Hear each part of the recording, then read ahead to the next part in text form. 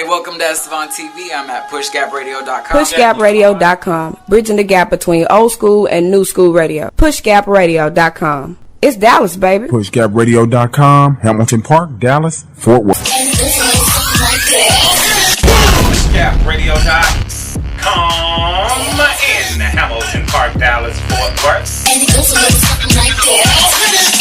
Pushgapradio.com. We want to be your official Dallas internet station. Pushgapradio.com in Dallas and Fort Worth. Welcome back to another edition of Shaka 4-1 in the main event with Jackie O.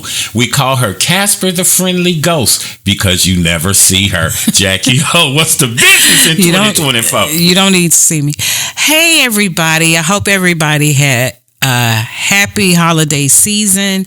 Hope it was safe and hope you got to spend it with your family and friends, and hope that you all have a healthy and prosperous 2024.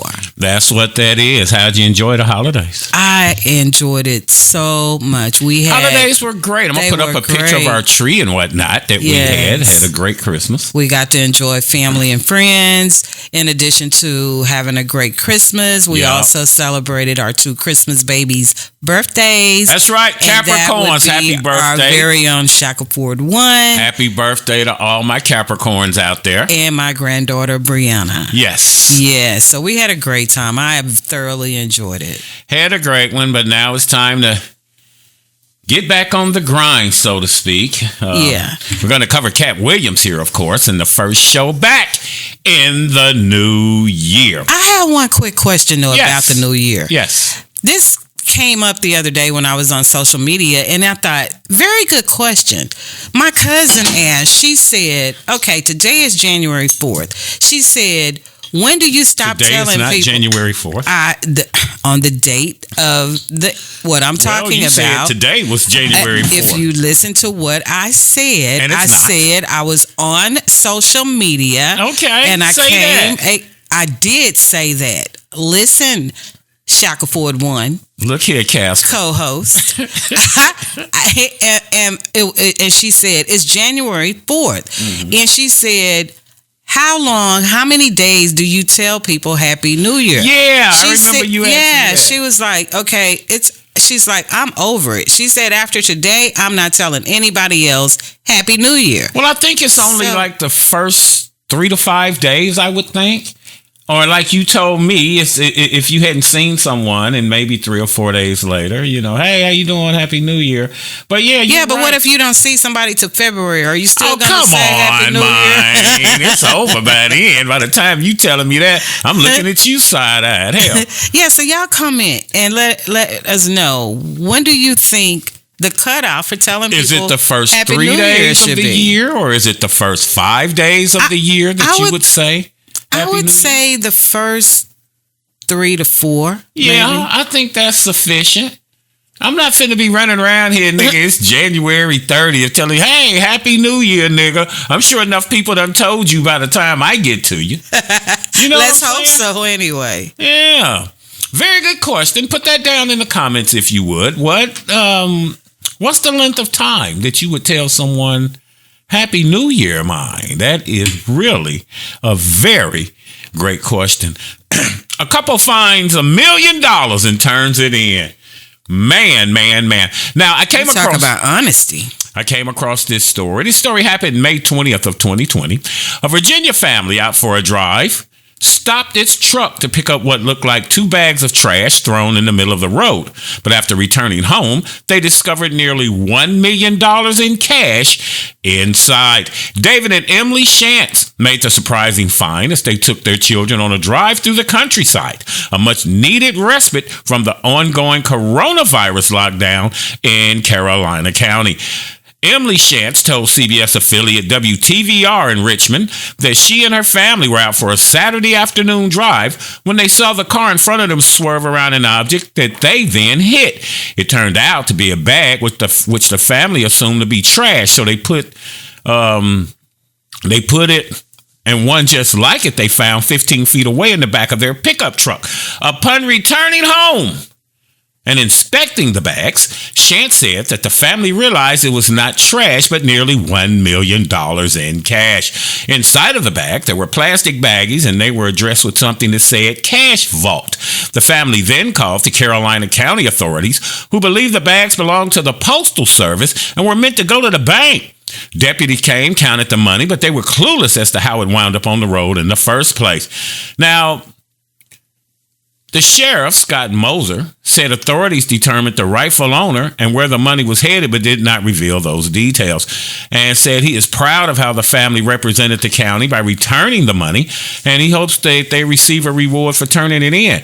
Said their actions deserve nothing less. And for someone to be so honest and willing to give that almost $1 million back is exceptional on their part.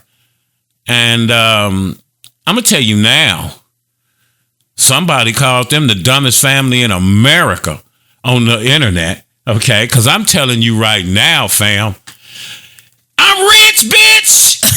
Okay? You ain't fit to get $9 out of me, much as the system done screwed me and people who look like me over. Finders keepers is what I say. What would you do? I would be nervous. Nervous for what? You found it in the middle of the road. Ain't nobody else around. But who gonna believe that you found it? Who the hell you telling, Jackie? No, I'm saying if it turns out that the money is counterfeit. Jackie gonna snitch on herself. It's easy to find out. You can go to the casino. You can go to the bank and take one of the $100 bills and try to break it into 10s or 20s or whatever. And then if it's a counterfeit, and I'm standing up there, I found it. They're not gonna believe that. And then and then it could be counterfeit. It could be it could be drug money, and then the drug people could figure out that you got it, and they can come and let me tell you how they gonna figure out you got it if it's in the middle of the road. They could figure it out. Jackie trembling ass mine. It couldn't be me. My hand, the white Jesus, it couldn't be me. Okay? That's like the time when my friend got arrested and had the audacity to tell me to go to the rental car that was at the pound and look in the trunk and get a cashier's check out that was check up out of $1 million. I wasn't getting involved in that kind of stuff. Nigga, where the key? And then there was so many people was like, I'll drive you. No, you're not driving me anywhere because I'm not going nowhere near. So if you found $1 million, you would be like the chances and you would turn it in. Either that or I would let somebody else go test it out. But now here's someone who feels like you do, Swole member, said unless your last name is Biden, $1 million don't go unaccounted for. I turn that shit in. Couldn't live looking over my shoulder for the rest of my life. People gonna be looking for that money, and you better have it all once they find you. Exactly. How would you know it was me though? If the money's laying in the middle of the road, you dropped it or whatever the hell. How would you know I got it? They're in a little country town.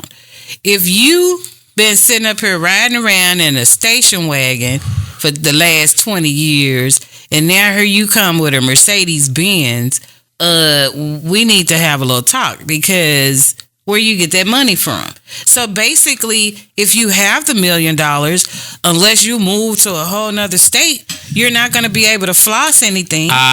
What are you trying to floss? Well, I'm telling you, you're going to live quietly. You're going to try to live a better life. In this economy, $1 million is pocket change to whoever lost it. Okay, send another bag.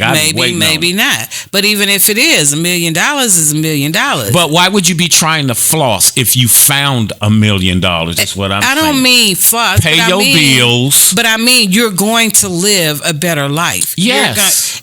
And then when you start living that better life, people going to be curious. See, you don't know how to do it. If you got any kind of street smarts, you'd be able to live happily ever after. First off, I put it somewhere untraceable. That would be in stocks. Okay. I'd buy some stocks because they don't trace stocks. Okay. So you would get you some stocks, and the stuff that you upgrade to me would be like you'd perhaps get some new furniture. You don't go out with $1 million and buy a brand new Mercedes Benz when you've been driving a Dodge Charger all this time. Okay, you wait for a few years before you get you a car, and then to clean the money, you take $10,000, $20,000 and go to Vegas and play whatever your games are and hope that you hit. Okay, you just clean that money Okay. Now you can go out. You hit 600,000, 6 million at the casino. Now you can go out and buy a Benz because I hit at the casino. But your trembling ass, you just like these white folks. I just don't have a criminal mind. Well, they're not criminals. You found it. You didn't steal it. Yeah, well. Here's somebody who said, fun fact, I work for a company that mailed their deposits, cash and checks through the postal service. And the money is hard to trace if lost. So if I found $1 million, I'd take my $250,000 blessing and return the rest because it's very hard to clean $1 million without the alphabet people looking at you. Yeah, but you would need to know people. Okay. It's hard as hell, says Qualifier. It's hard as hell if you are a run-of-the-mill, law-abiding citizen, but if you're streetwise, it would or could be clean and legal in less than 24 hours, minus a few fees here and there. A very big money losses because public knowledge, because the financial institutions don't want their vulnerability known, contrary to popular belief. Crime does pay. So yeah, I see you talking about living like a baller. You trying to be like the Kardashians. Okay. No. I'm not saying like that. I'm just saying any type of upgrade, period. But how are you changing your lifestyle? Because I would get, like you said, get new furniture. I would want a new car, no matter whether it was a Mercedes or what. I still would want a nice car. Okay. Immediately or close to immediately. And then I would want nice clothes. So I'm not talking about Gucci and stuff like that, but I'm just saying, in this day and time, people are too busy trying to pay bills and trying to buy food, and that's all I would be doing. Able to buy all that other stuff, taking care of home. And again, you go to the casino. Ain't nobody watching your money at the casino. Okay, go to Vegas, and then like I said, you get to Vegas, you play the slots, $100 at a time. This guy went to the casino last week, won a little bit, was followed home and killed.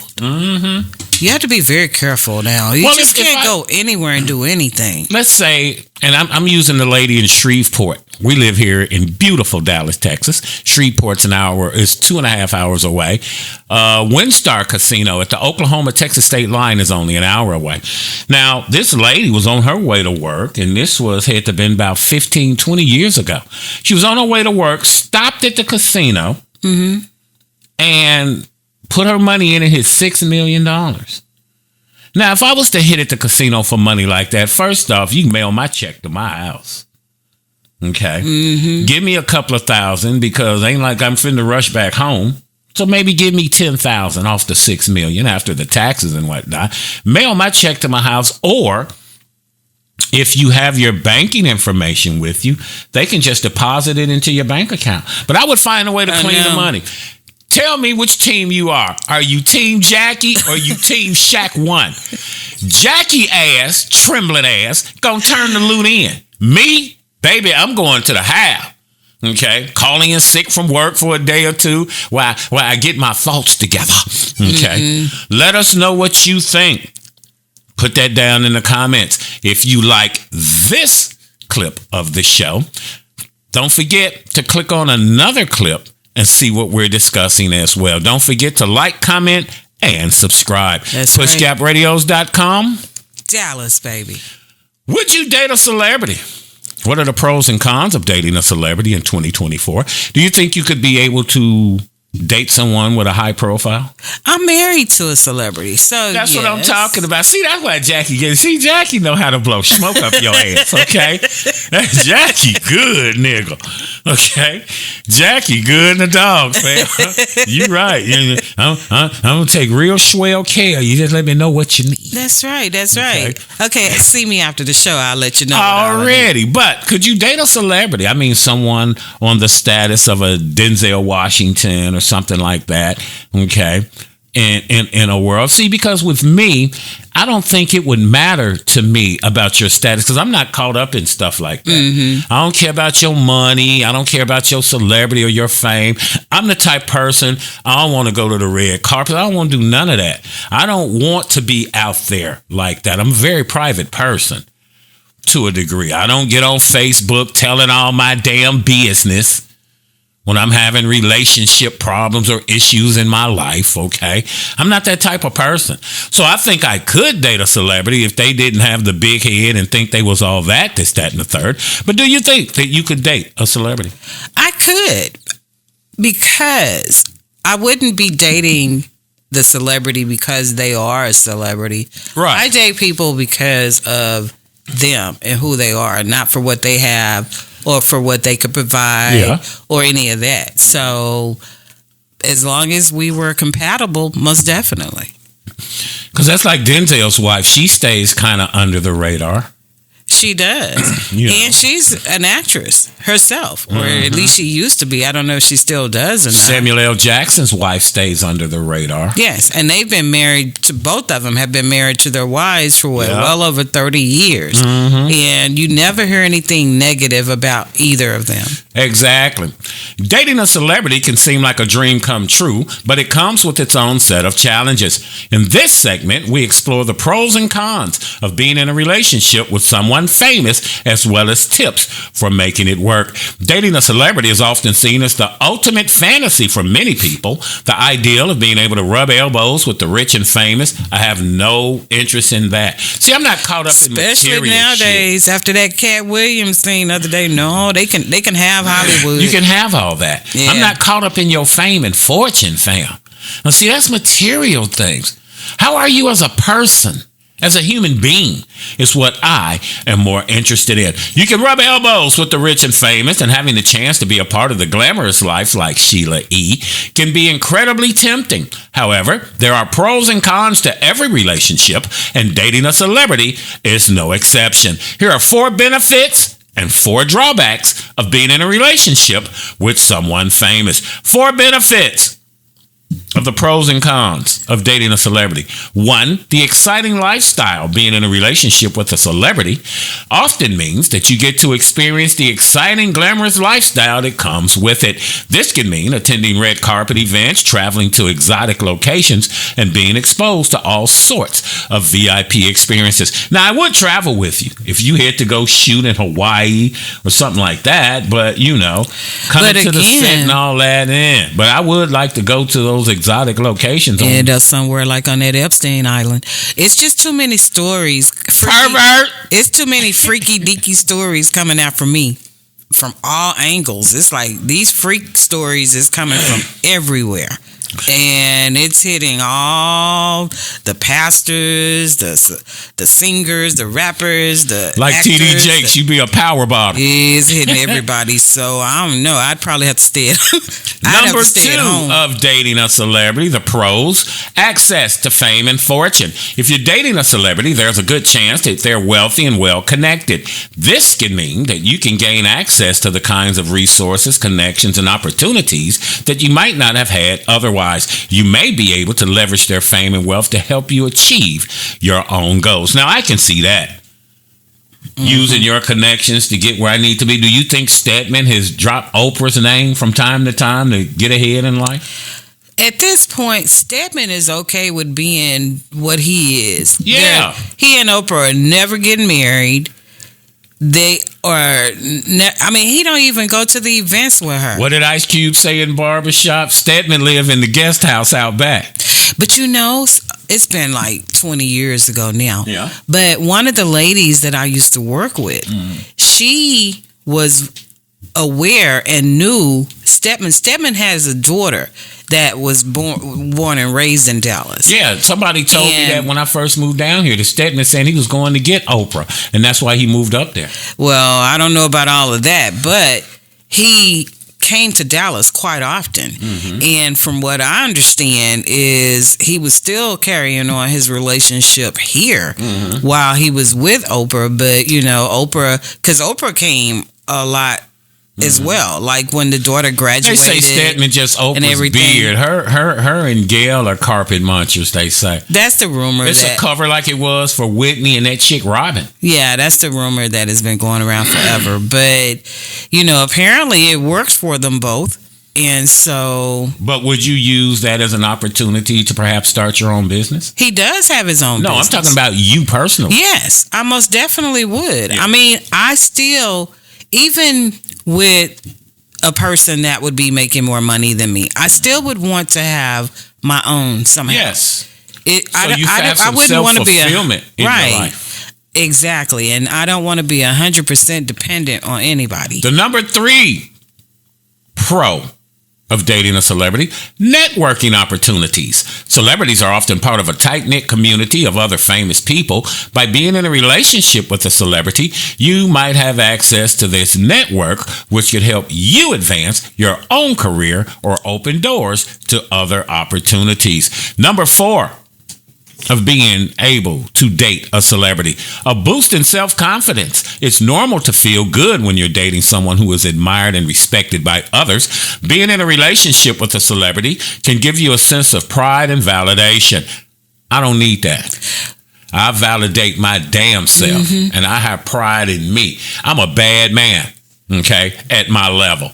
I may not be up here. I sure as hell ain't down here. At my level, I'm a bad man. All right. Being in a relationship with a celebrity can give you a sense of pride and validation that can be incredibly affirming. Celebrity exclusive Lewis Hamilton, F1 star, dating Julia Nalu, girlfriend, is an example. I don't know who the hell that is. You can use Stefan and Aisha Curry as an example. She throwed off. She may be thrown off, but she had her own cooking show and, some more things. So would you have got that not being with Steph, or would it have taken you longer had you not been with Steph? Chances are she would not have gotten that. Right. Not to that level, because this was not on YouTube. This was on like national television. And so chances are, no, it wouldn't have happened if she had not. Chances are. Now, what are the 4 cons of dating a celebrity? 1, lack of privacy. One of the biggest downsides of dating a celebrity is that your relationship is likely to be scrutinized by the media and the public. This can lead to a lack of privacy and an overwhelming sense of intrusion. It can be challenging to maintain a normal life outside of the spotlight with your personal life, and your personal life is constantly being dissected by others. So that's the thing. Again, I'm kind of a private person.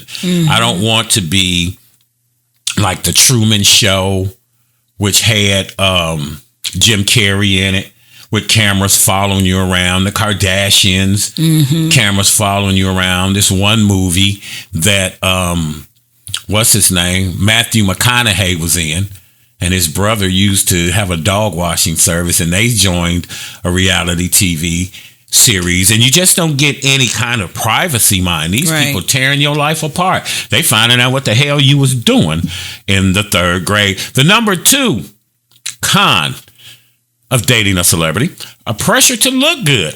When you're dating a celebrity, there's often pressure to look your best at all times. This can mean that you feel like you're constantly being judged on your appearance and that you need to keep up with the latest fashion and beauty trends in order to fit in. Do you think you would like doing that? No. And that was proven last week with T.I. and Tiny. Even though she's a celebrity in her own right, he was on Instagram, because he's always on Instagram Live or Facebook Live or whatever, but he's always live streaming. And he was trying to get her to assist him with one of their dogs. Yeah. And he put her on live. Well, when he put her on live, she didn't have on any makeup, her hair wasn't done or any of that. So that's where all these memes are coming from on Facebook. They got her on the oatmeal box. Yes. I was wondering why they was clowning Tiny this trip, since she had got that plastic surgery for one. But yeah, I keep seeing that. I never delved into why they keep pushing Tiny's deal. Yeah, so he brought her on a live, you say? Yes, he put her on live, and so they're saying that he shouldn't have done that, and and he shouldn't have done it. If she didn't feel she was up to par, what the hell she jump on for? No, she didn't have a problem with it. Her husband didn't have a problem with it. Right. Social media have the problem with it. Because you're a celebrity. You're supposed to always look flawless I would think. You should when be you're out in able to public. be all natural. Men are always saying that women should not have to wear all of the makeup, the eyelashes. But when you're a celebrity, that's and the different, hair, though, babe. And how is it different? They're still the same thing. Because you're coming out in public. But At this home, lady, you do what you want. If you're running down to Walmart, you can do what you want. But when you come out in public to put your brand out there, you're supposed to look. She's natural. Well, that ain't what they saying on Facebook and social media when they keep posting these flicks. Well, that's because they are being bullies by how she looks natural.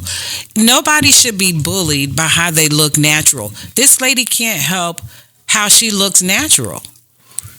And nobody should be shamed for that, whether you're a celebrity or not. The number 3 con of dating a celebrity. Scheduling conflicts. Celebrities have busy schedules, which can make it difficult to spend time together. You may have to work around your partner's filming, touring, or performance schedule, which can be stressful and exhausting. I would help you with that. I would help my celebrity spouse with doing such things as changing my schedule because, it's your job. Now, I'm not changing my schedule for every damn thing. And then but one of the things that are important to you, if you need me to be there with you, then I would be there with you. One of the biggest cons that they didn't talk about, and one of the biggest things that usually always turns into the scandals, is the temptation. You have so many of them that are not disciplined, and a lot of times their marriages and things end up dissolving because of cheating. Like Kobe Bryant said about Shaq. Shaq paid. He said, I should have been like Shaq. I should have paid the hoes to go away. That's what you pay a prostitute for. You ain't paying for the sex. You paying her to go away. The number 4 con. Wrong answer. Of dating a celebrity. Intense public scrutiny. When you're dating a celebrity, everything you do is subject to public scrutiny. This can mean that you're constantly being judged and criticized for your behavior, fashion choices, and more. It can be difficult to deal with this level of scrutiny, and it can put a strain on your relationship. Would the scrutiny bother you at all? Yes, I don't like people all in my business like that. That's why on Facebook I post a lot, but it's stuff that I'm sharing from other videos. It's not about my personal life. No, I do birthdays or some special event, celebratory or whatever. But no, none of my personal stuff. I don't even do like pictures of our holidays and things. You don't see any of that on Facebook. Dating a celebrity can be exciting and rewarding experience, but it's important to consider the pros and cons before diving in. While being with someone famous can bring a lot of perks and opportunities, it can also come with challenges like lack of privacy, intense scrutiny, and scheduling conflicts. By being aware of these challenges and following the tips above, you can make the most of your relationship with a celebrity and enjoy all of the benefits it has to offer. So, would you be able to date a celebrity? Have you ever dated a celebrity? I don't care if it's a A-list celebrity, B-list celebrity, Have you ever dated one, or do you think that you could date one, or do you want to date one? Put that down in the comments and let us know what you think. If you like this clip of the show, don't forget to clip on another of one of our clips and check it out as well. Don't forget to like, comment, and subscribe. PushGapRadios.com. Dallas, baby. Beans and bologna. Now, this is the thing I was going to throw on before we went off the air. We went off a week or two early when we were getting ready to celebrate the holidays. My birthday, Christmas Day, I don't work for no damn body, fam. I don't even do my own show. I take a break, gather my thoughts, get some rest, okay? But this dude went viral on TikTok. Old man named Verlet. And he was singing, "Please come home. I got beans and bologna." Check him out. Please come home.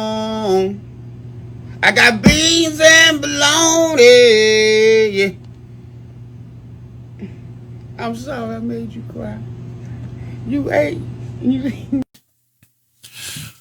over the course of 1 month, the video gained roughly 118,000 plays, 9,800 likes. Please Come Home, I Got Beans and Bologna, also known as the Beans and Bologna song, or Beans and Bologna, refers to a viral video of this old dude in the convenience store singing for someone to please come home because his ass got beans and bologna, evident in the products on the counter that he's buying. Now, this video went viral as hell, mine. Even one of the chicks came up on him, I guess he was kicking with. And she's like, oh, now you done went viral. You a celebrity. He didn't even know what the hell viral meant. Well, that's because everybody has taken it and did all these memes and all of these remixes and everything with it. But, you know, our people can take nothing and make something out of it no matter what the heck it is. Speaking of remixes, check this one out. Please come home. I got beans and bologna. All I hear. Please come home. I got beans and bologna. I'm Marquise, baby. Please come home. Closer than a man says. Lonely, lonely, lonely. Oh, yeah. Whoa. You stop. What that butter chose to ride. Now I'm eating bologna. And I'm so lonely. Now I'm eating bologna. I got beans and bologna. Now, later in the month, on September 17th of 2023, the video was reposted on Instagram, gaining 5.3 million views. Not surprised. And not as much as Cat Williams on Shay Shay, but we're going to get into that. Gaining roughly 5.3 million views and 297,000 likes, almost 300,000 likes in 1 month. The viral repost resulted in the video's viral spread. And somebody said, who put Unc in the studio? They had a whole lot of dang on remixes, mine. And here's the one with Shirley Caesar. Check this one out. Please come home. I got beans and bologna. Please come home. I got beans and bologna. I got Beans, greens, potatoes, tomatoes, lamb, whole dog. Beans, greens, potatoes, tomatoes, lamb, whole dog. Beans, greens, potatoes, tomatoes, lamb, whole dog. Beans, greens, potatoes, tomatoes, lamb, So far as this date, nobody has paid the man. He said he ain't got nobody's money, ain't nobody gave him shit. All right, respect this dude, mine. Break him off. All you cats out there making, because there's some banging remixes out there, man. If you haven't heard it, go to TikTok and check it out. But what happens when the path to stardom becomes a sinister twist? In a world where talent, charm, and ambition can propel individuals to unimaginable heights, some celebrities have baffled us with their claims of unholy deals. That's something else. Yeah, because look at that guy. But they say pay this man. It was his idea. He needs his money, and he has over 1 million views as of today. Now, this was a story I was going to do last month before we went off the air. So Lord knows how many he's got now. So what were you saying? Yeah, because, you know, there has been a few stories like this in the past. Remember the homeless guy that had the really nice radio voice? Yeah, the golden-throated dude. The golden voice, guy, I think is what they called him. They gave him a shot, and he screwed it off, man. Yeah, he could. Well, his addiction was too strong, and he was drawn back with the addiction and everything. Yeah. But I hope this guy, somebody does something nice for him, because that was cute. It was. It was. And all the remixes are perfect. Yeah, it's some remixes out there, man. You need to go check them out for yourself. They are truly banging. If you like this clip of the show, log on and check out one of our other clips. And don't forget to like, comment, and subscribe. PushGapRadios.com. Dallas, baby. 'Cause we've been around a long time. Did Michael Jackson sell his soul to become the king of pop? Go on, say your little bit now. I'm so tired of y'all. I wish y'all leave Michael Jackson alone. This man been dead since 2009. And then somebody always want to dig up some negative something about him. He was the greatest entertainer of all time. Now we got Jackie out of the way. In celebrity culture, we often hear... In celebrity culture, we often hear stories of fame and fortune, but what happens when the path to stardom takes a sinister twist? In a world where talent, charm, and ambition can propel individuals to unimaginable heights, some celebrities have baffled us with their claims of unholy deals. They say that Lucifer is the god of music and that Michael Jackson is the king of pop. Therefore, what would make a black man the king of the devil's music? Sarcasm and humor is the easiest way to hide the truth, they say, to basically give their praise and thanks to the evil that got them where they are without letting the public know. Just like Gus said to Walter in the television show Breaking Bad. If you have not seen Breaking Bad, your ass is doing yourself a disservice. If you love The Sopranos, you will love Breaking Bad. Different premise, but the show keeps you engaged, okay? It was a very good show. Like, that's what Gus said to Walter White. I hide in plain sight, just like you do. And that's exactly what the devil does, they say. He hides in plain sight. It's so obvious when you truly think about it. It's crazy that these people think a short life of fame on earth is worth losing their internal soul. Who amongst us did not grow up on Michael Jackson's music? Well, people are still growing up on Michael Jackson music. Young, old, and in between, everybody loves Michael Jackson. They be in the 5th grade in the talent show doing Michael Jackson. Exactly. Okay. Now, full disclosure, I grew up in Gary, Indiana. I was there before they made it big, the Jackson 5, all right? They were in amateur shows. They were so good at one point that they couldn't even compete. They had to be special guests. Now, they had a cousin that lived a block away from us, still a friend of mine today. It was, when you go outside and you play with kids in the neighborhood? Right. That was Malin, okay? Mm-hmm. I've known Malin since my mama took me outside, all right? He used to sell tickets and whatnot to their talent shows. And again, we've seen these cats for a long time, had been around them when they used to come to the Stewart house, when they came over that way to play at the playground where we played and whatnot. And again, Malin was always selling tickets. And by the time we got tired of seeing the Jackson 5, he came to us one day. I'll never forget this day. Malin came to us, and the Jackson 5 was in another talent show, and didn't nobody want to go to the talent show, okay? Because we had been there, done that, okay? And so when we didn't go, about a month later, the Jackson 5 came on the Ed Sullivan Show. The rest, of course, is history. And some of you all did not know, another full disclosure, before they were called the Jackson 5, the name of the group was called the Ripples and the Waves. Did you know that? Did you know that the Jackson 5's first song wasn't I Want You Back or ABC?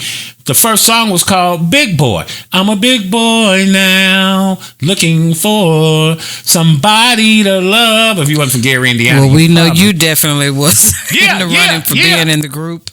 Let me tell you, I forgot to tell you that.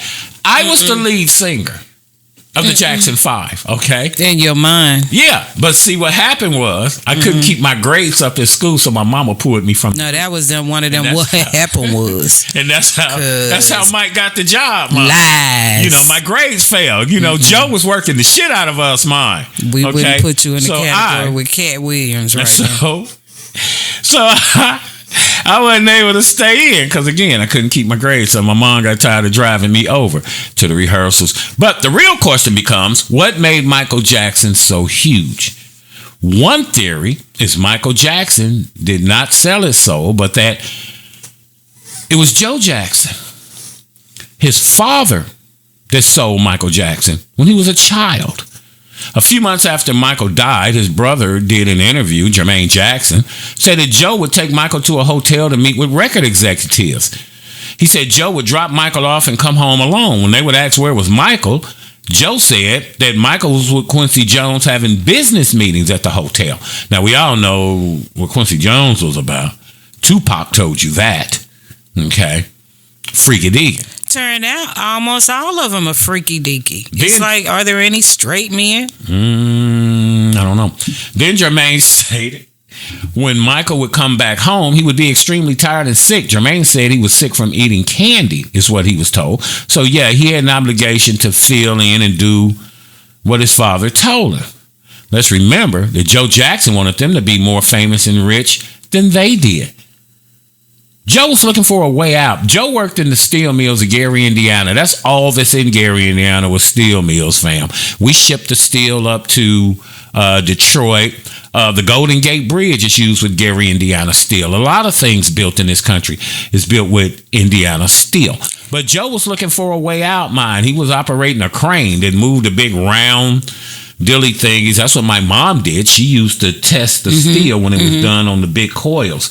And Joe's job was to pick them up and move them from place to place. Now, do you know that when Michael Jackson passed away, he didn't leave Joe anything in his will?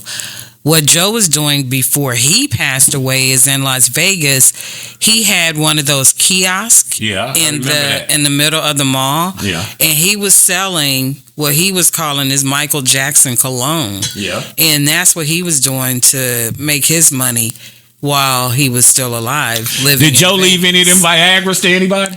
Let's hope they threw them all in the trash. I think they said Joe died because he had been popping 2 or 3 of them puppies at a time, trying to get his Joe Louis up. He actually survived that episode. He was celebrating his birthday, and he took apparently more Viagra than he should have. Yeah, it's your birthday, Joe. He had a room full of female. I think they were belly dancers or ain't no telling, strippers. Ain't no telling. They were like in one of those type of professions, but there was like 4, 5, 6 of them. Yeah, and he ended up in the hospital and passed out. Any man would in intensive care. Any red-blooded American man would. He took too many of the Viagra and he had a stroke and some more stuff. All the kids, well, not all the kids, but Janet and some more of the children came in and was with him because he almost died from that. You know, Prince wrote a song about Joe Jackson. Yeah.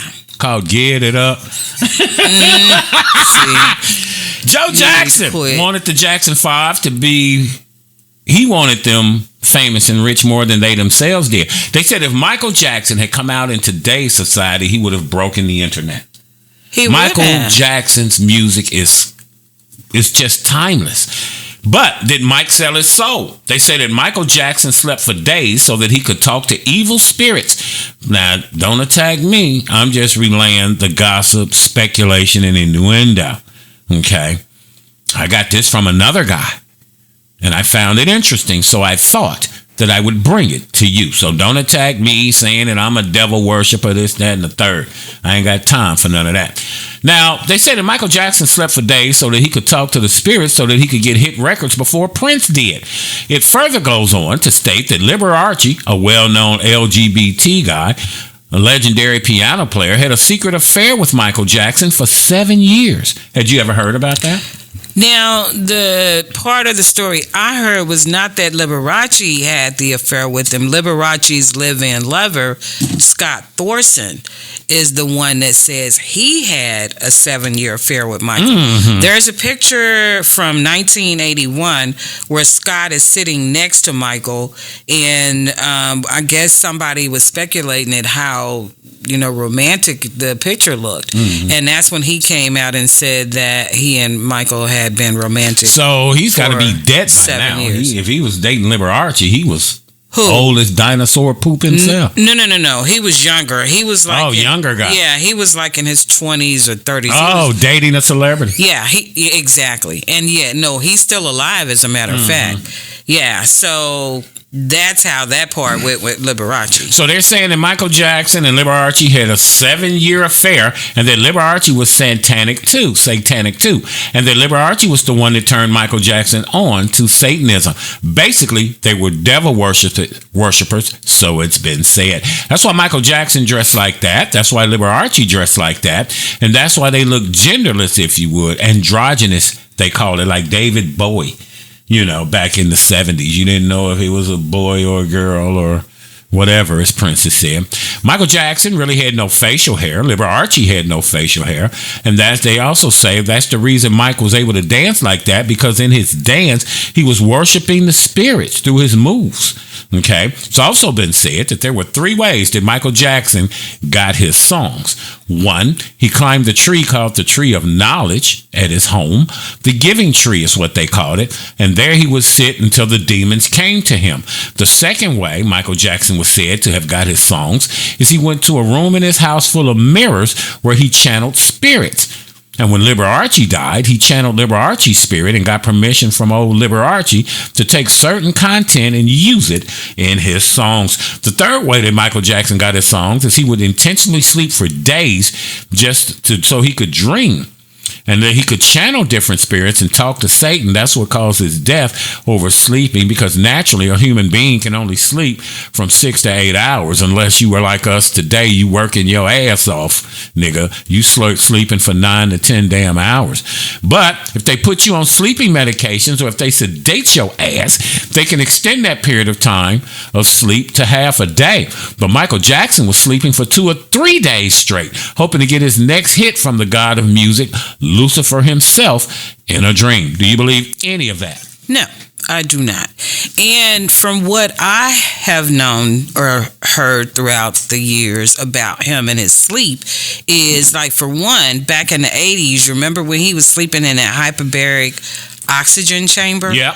He was doing that because he felt like it could help him live to be 150 years old. That didn't work out. That it was slow.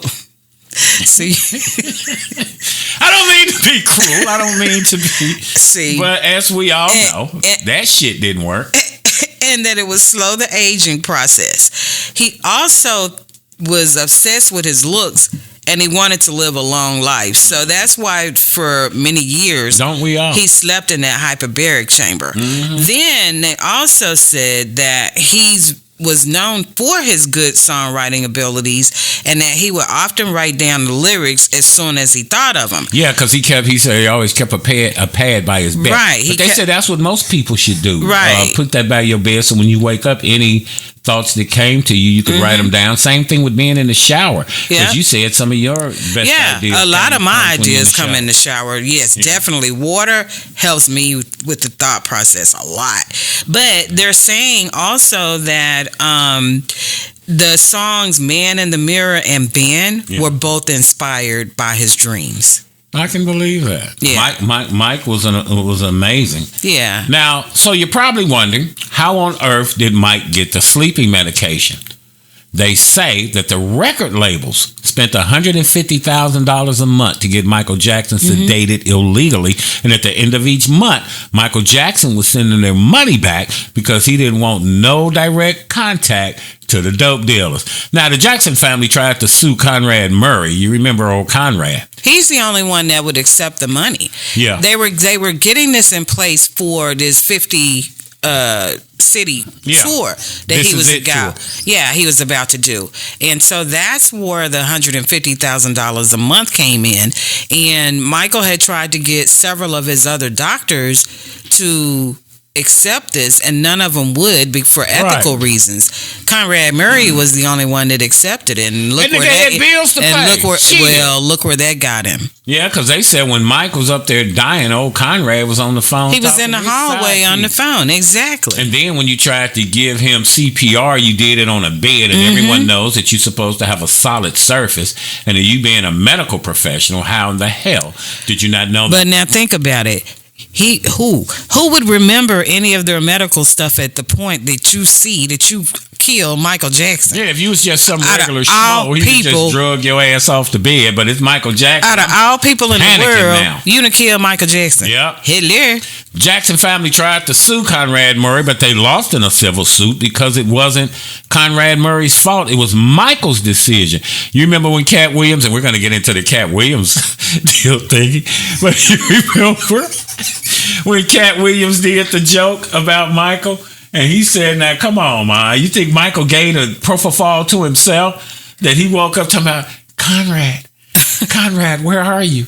And Mike looked down, he saw the thing, reached down, took the shit and hit himself and went back to sleep. Okay. Conrad was supposed to have been there watching, but of course we all know the history of that. Now, you say you don't believe it. No, I don't believe none of that. I have a list of stuff. celebrities who have supposedly sold their souls to the devil. But the most famous story was Robert Johnson, the blues guitarist. Remember him? Mm-hmm. Robert Leroy Johnson, born May 8th, 1911, died August 16th of 1938, was an American blues musician and songwriter. The story most closely associated with Johnson is that he sold his soul to the devil at a local crossroads to achieve musical success. It was said that Robert Johnson was not a good guitar player, that his career was clashing because, everybody said he sucked. I remember seeing the movie. But when he came, the boy went to the crossroads. And when he came back, the boy was greatness. The story goes that he was driving through the mist, drove old Robert Johnson, bidding a solemn farewell to town and civility, with a $10 guitar strapped to his back, looking for a tune. Not quite the downcast pariah he had been seen as. He was now a man on a mission. The despair of his past lay behind him, and his future stretched out on a warped path ahead. At the crossroads, where four dusty black roads met, Johnson dropped to his knees, summoning the mic to meet with his maker. He stretched out his guitar, and up rose old Lucifer with a bargain in tow.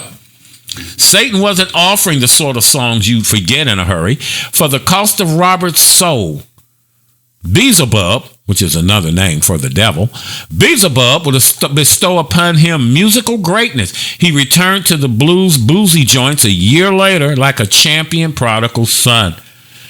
And he was crowned the king of Delta blues and the forefather of rock and roll, till the devil took back what was rightfully his. And that's what a lot of people say about Prince. It was his time to go, because they saying that Prince had sold his soul. But, they said that's why he had made that one song about the elevator, because he died in his elevator, right? I was going to say, and a lot of people, there were conspiracies right after he passed away where folk was saying that he actually was giving messages and that he knew what his date and everything The devil was coming for his due. And he knew it. Yeah. And so I don't know. I mean, I think, though, in their world, a lot of them, the devil that they're calling the devil is the Illuminati. Well, yeah, because they say that, and I heard two white boys discuss this years ago on a YouTube thing I was watching about the Illuminati. And the guy asked the other guy, he said, well, do they still take the masters of your recording into the room? The guy said, oh, yeah. Well, they have the pentagon or the pendulum, whatever it is, the devil's logo. He said, oh, yeah, they still take it in there and pray over it. And unless your deal goes in that room, your shit ain't going to be a hit. It's the way it's told. You could do good, but it ain't going to be an overwhelming success like they do to take it in here to that altar and do what they do. Still not convinced that Michael Jackson possibly sold his soul to the devil, like Jackie. Okay. He didn't get the common things that they normally get. Some of the things like that they're known to get is they get clothing lines, they get liquor deals and stuff like shoe that. Shoe deals, everything. Yeah, the shoe deals and all that. He didn't get any of that. He just wanted the fame of his music. Mike didn't care about all that. Mike just wanted to be the number one artist on the planet. And he was. The devil will give you the world. The devil will make you a king of rap, the king of R&B. The devil will make your ass the king of pop. The devil just wants your goddamn soul. He'll give you the world, but you got to give him your soul. Satan don't give a damn about material shit like you as a human does. So they say. I don't know for sure. But I'm just telling you what I heard and what I researched. He don't care about Lamborghinis, diamonds, and big houses. He don't care about giving you millions of dollars. They ain't got nothing to do with him. That's all at the arm's reach of the devil. All that shit's accessible to him. He can't use that where he dwells, so he gives it to you because you use it here.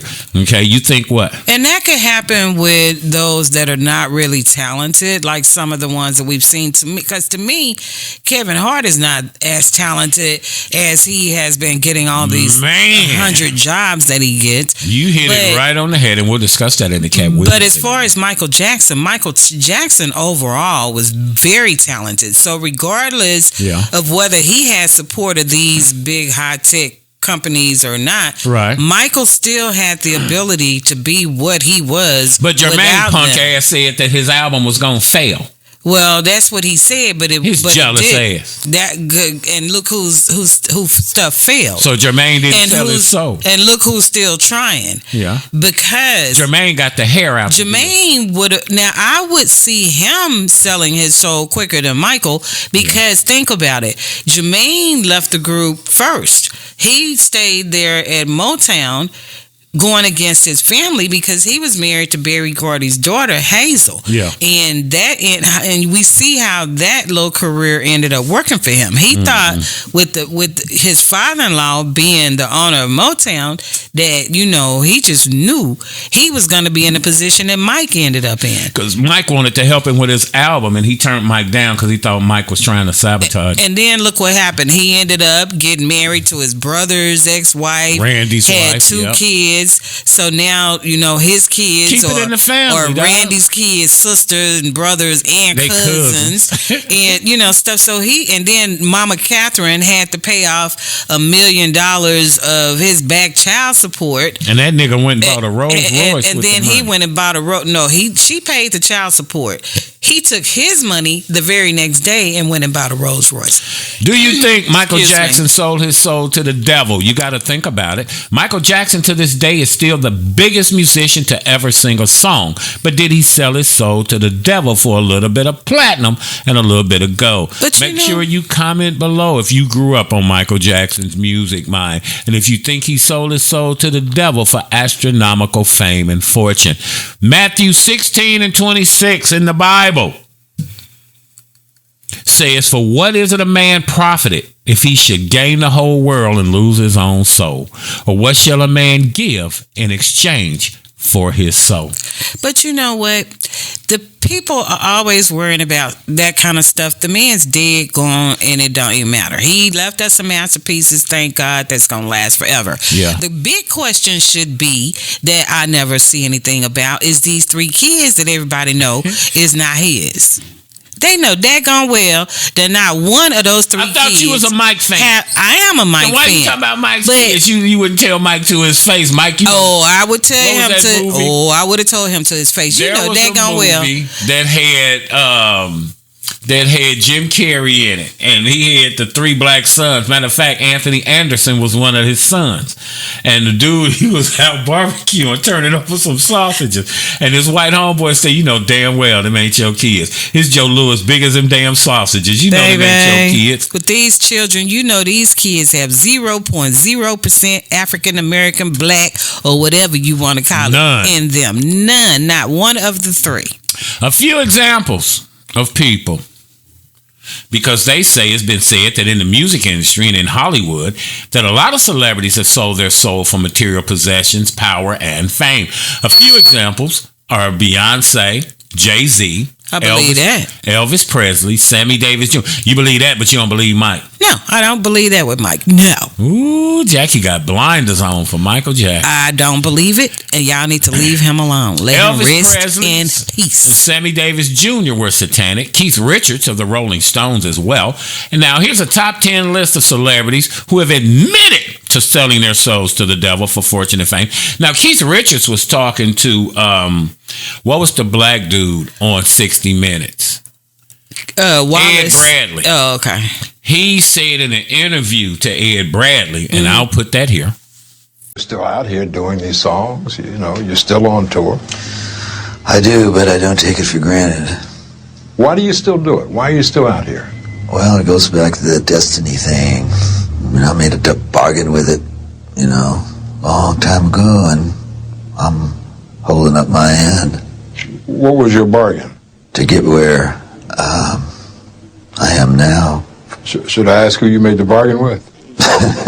with the chief commander. On this earth? And this earth, and then in a world we can't see. Yeah. He said in the interview to Ed Bradley that he has sold his soul to the king of this world. And Ed said, of this world or another world? He was like, well, both. Well, you just heard it. But here's a top 10 list of celebrities who have admitted openly to selling their souls to the devil for fame and fortune. Number 10, Bob Dylan, the folk legend. Number 9, the rap enigma, Little Uzi Vert. What? Bob Dylan. Bob Dylan. Bob Dylan was back in the 60s. You said Dylan. Dylan, depends on where you from. Is it Lancaster, like y'all say, or is it Lancaster? Lancaster. Number 8, Lady Gaga. Number 7, Oprah Winfrey. Number 6, Nicki Minaj. Number 5, Snoop Dogg. Number 4, the reality star Kim Kardashian. Number 3 is Damson Idris. The rising star was born in London and burst on the scene with his breakout role. That's Lori Harvey's boyfriend. Used to be. They went back together. Did they now? Mm-hmm. In the critically acclaimed series Snowfall. So he plays Franklin Saint, for those of you who watch, a young drug dealer navigating the treacherous world of the 1980s crack epidemic, which is kind of like a knockoff of Rick Ross. The real Rick Ross, not Fat Boy. Okay, the real Rick Ross that was selling that good dope. Number 2, Santana. Maria. Carlos Santana, baby. Number 1, Ozzy Osbourne. You know, he used to bite off bats' heads in his concerts. Yeah, but I don't believe that list either. Okay, well, no one asked you.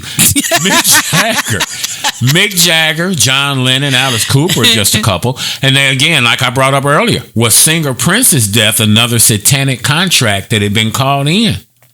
Okay. They say that, I'm trying to remember the song that Prince talked about, the elevator. Prince? And then for him to die in his elevator. Well, they're saying that he had predicted the things that was going to happen and how it was going to happen. Yeah, because you signed that damn contract with the devil in blood. But they're saying that his was a result of him. Remember when he was going through all of that resistance and he was protesting by changing his name for a while? When he was with Warner Bros. When he was wanting his masters and his control of his music. Yes, and they're saying that is what ended up ultimately getting him. Well, they say his demise. Prince signed the contract, and then the devil came for his damn due. All right. Now, well, I mean, that's one version of it, but then the version that I've heard was because it was a direct fallout from that group, but it was because of him creating so much havoc. Because the one thing that they don't want them to have is control of their catalogs. Michael was fighting the guy Latola when he came up and told you he was a crook. Mm-hmm. When he was getting ready to start the This Is It tour. Right.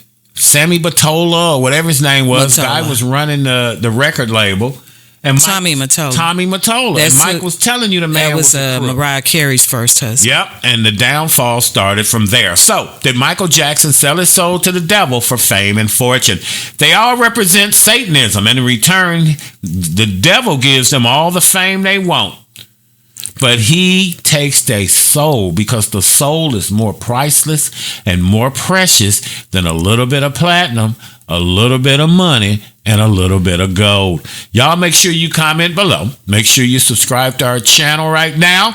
And don't forget to hit the like button. If you like this clip of the show, don't forget to click on to another clip and check us out. PushGapRadios.com. Dallas, baby. Do you believe everything Cat Williams said? Baby, let me tell you something. That was a hot ass interview. Yes, it was. Cat came out to smoke everybody. They say Cat sat there and he told, because Shannon thought that he had watched Just the Comedians. Mm-hmm. He told, I done watched every interview you done ever done. I took notes. Everything. Paid attention. And I came on here to dispel the lies. At the current recording of this show, the viewership of the Club Shay Shay interview with Cat Williams stands at 31 million. It just came out. And that was only a few days. Just came out last Wednesday. And out of all the shit, like Ludacris ass come back on here with a rap. That man just say you got your butt cheeks busted, but you come with a damn rap. And they say he haven't rapped in 20 years. He also made a comment about Luda's wife as well. Well, and her looks. My thing is this. If you got on TV telling niggas that I was an ass clown, I ain't got time to rap, nigga. I'm here to tell you, nah, nigga, I can't think of the rapper's name. It wasn't me. Okay? I'm sitting here, fuck Shaggy. I'm sitting here telling you, nigga, it wasn't me. I ain't sitting here rapping, telling you about how I be flossing and what I got going on. Nigga, you a damn lie. Okay? Nobody has called him a liar. Nobody has called the man a liar yet. When comedian Cat Williams made his appearance on Shannon Sharp's Club Shay Shay YouTube show and podcast, he predicted that the episode would have the internet in shambles, and he was proven right very quickly thereafter. The legendary Cat Williams, hailed by many as one of the greatest comedians alive, joined Shannon Sharp on Club Shay Shay in an explosive, candid conversation. Now, real quick about Shannon Sharp, for those of you who don't know. He has a weekly podcast. He's a 3-time Super Bowl champion. 2 with the Denver Broncos, 1 with the Baltimore Ravens. He's a member of the Pro Football Hall of Fame and co-host of First Take on ESPN. Don't forget, he used to be with Skip Bayless' stupid ass on that one show that they used to do. Skip pissed him off when he told him that Tom Brady was a better football player. But like Shannon said, nigga, I'm in the Hall of Fame, Skip. Skip said, well, I'm in the Hall of Fame too. Well, anybody can get in your Hall of Fame, nigga. Right. All I got to do is get on the air. Everybody can't make it into the NFL Hall of Fame. Haven't carried now one football. Ain't toted Nan Rock. Okay. He's a co-host on First Take on ESPN. Each week, Shannon Sharp will sit down with athletes, celebrities, and influencers to break down, analyze, and discuss the latest headlines in sports, pop culture, and everything in between. Again, at the time of this recording, that interview with Cat Williams sits at 31 million views. Wednesday, Thursday, Friday, Saturday, Sunday, because Sunday is when we're recording this show. And it's not a quick January interview 7th. Either. It's 2 hours and 46 minutes. That part. 5 seconds. Renowned as one of America's most exceptional entertainers, Cat Williams fearlessly takes shots at fellow comedians like Ricky Smiley, Cedric the Entertainer. Now, I do think Sid is funny. Yeah, Cat said he didn't think that Sid was funny. I think Sid is hysterical. Your boy, I just don't get him, Kevin Hart. Now, we were trying to find his movie over the weekend, Lift, where they steal his gold off this airplane, but it doesn't come out till January 12th on our jailbroken Fire Stick. And he went in. Really? Did you just really say that? Yeah, because whatever the new shit is, put it in the comments. Let me know so I can upgrade. Wow. He went in on Cedric the Entertainer. Yeah, that's like your trembling ass would turn into $1 million, Jackie. I don't care about telling them. We're trying to monetize, so some things you don't put out there and tell all your business that we just talked about a few minutes ago. Mister. Now I gotta give her that.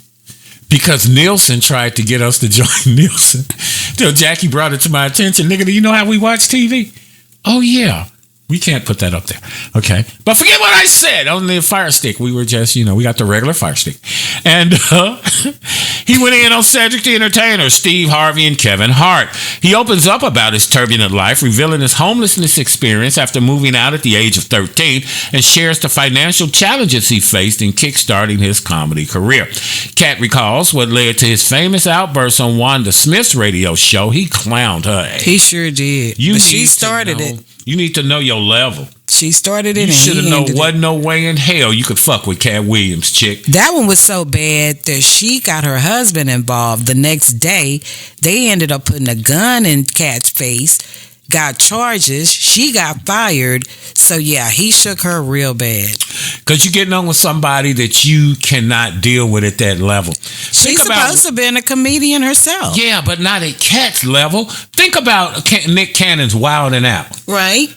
Now, if you're a dude that's good at capping on people, snapping on people with your mama jokes, this, that, and the third, right, you can go on that show. Right. But if you can't think that quick like that with the retorts and the comebacks, you don't need to be talking to this person who you already know is like that with retorts and damn comebacks.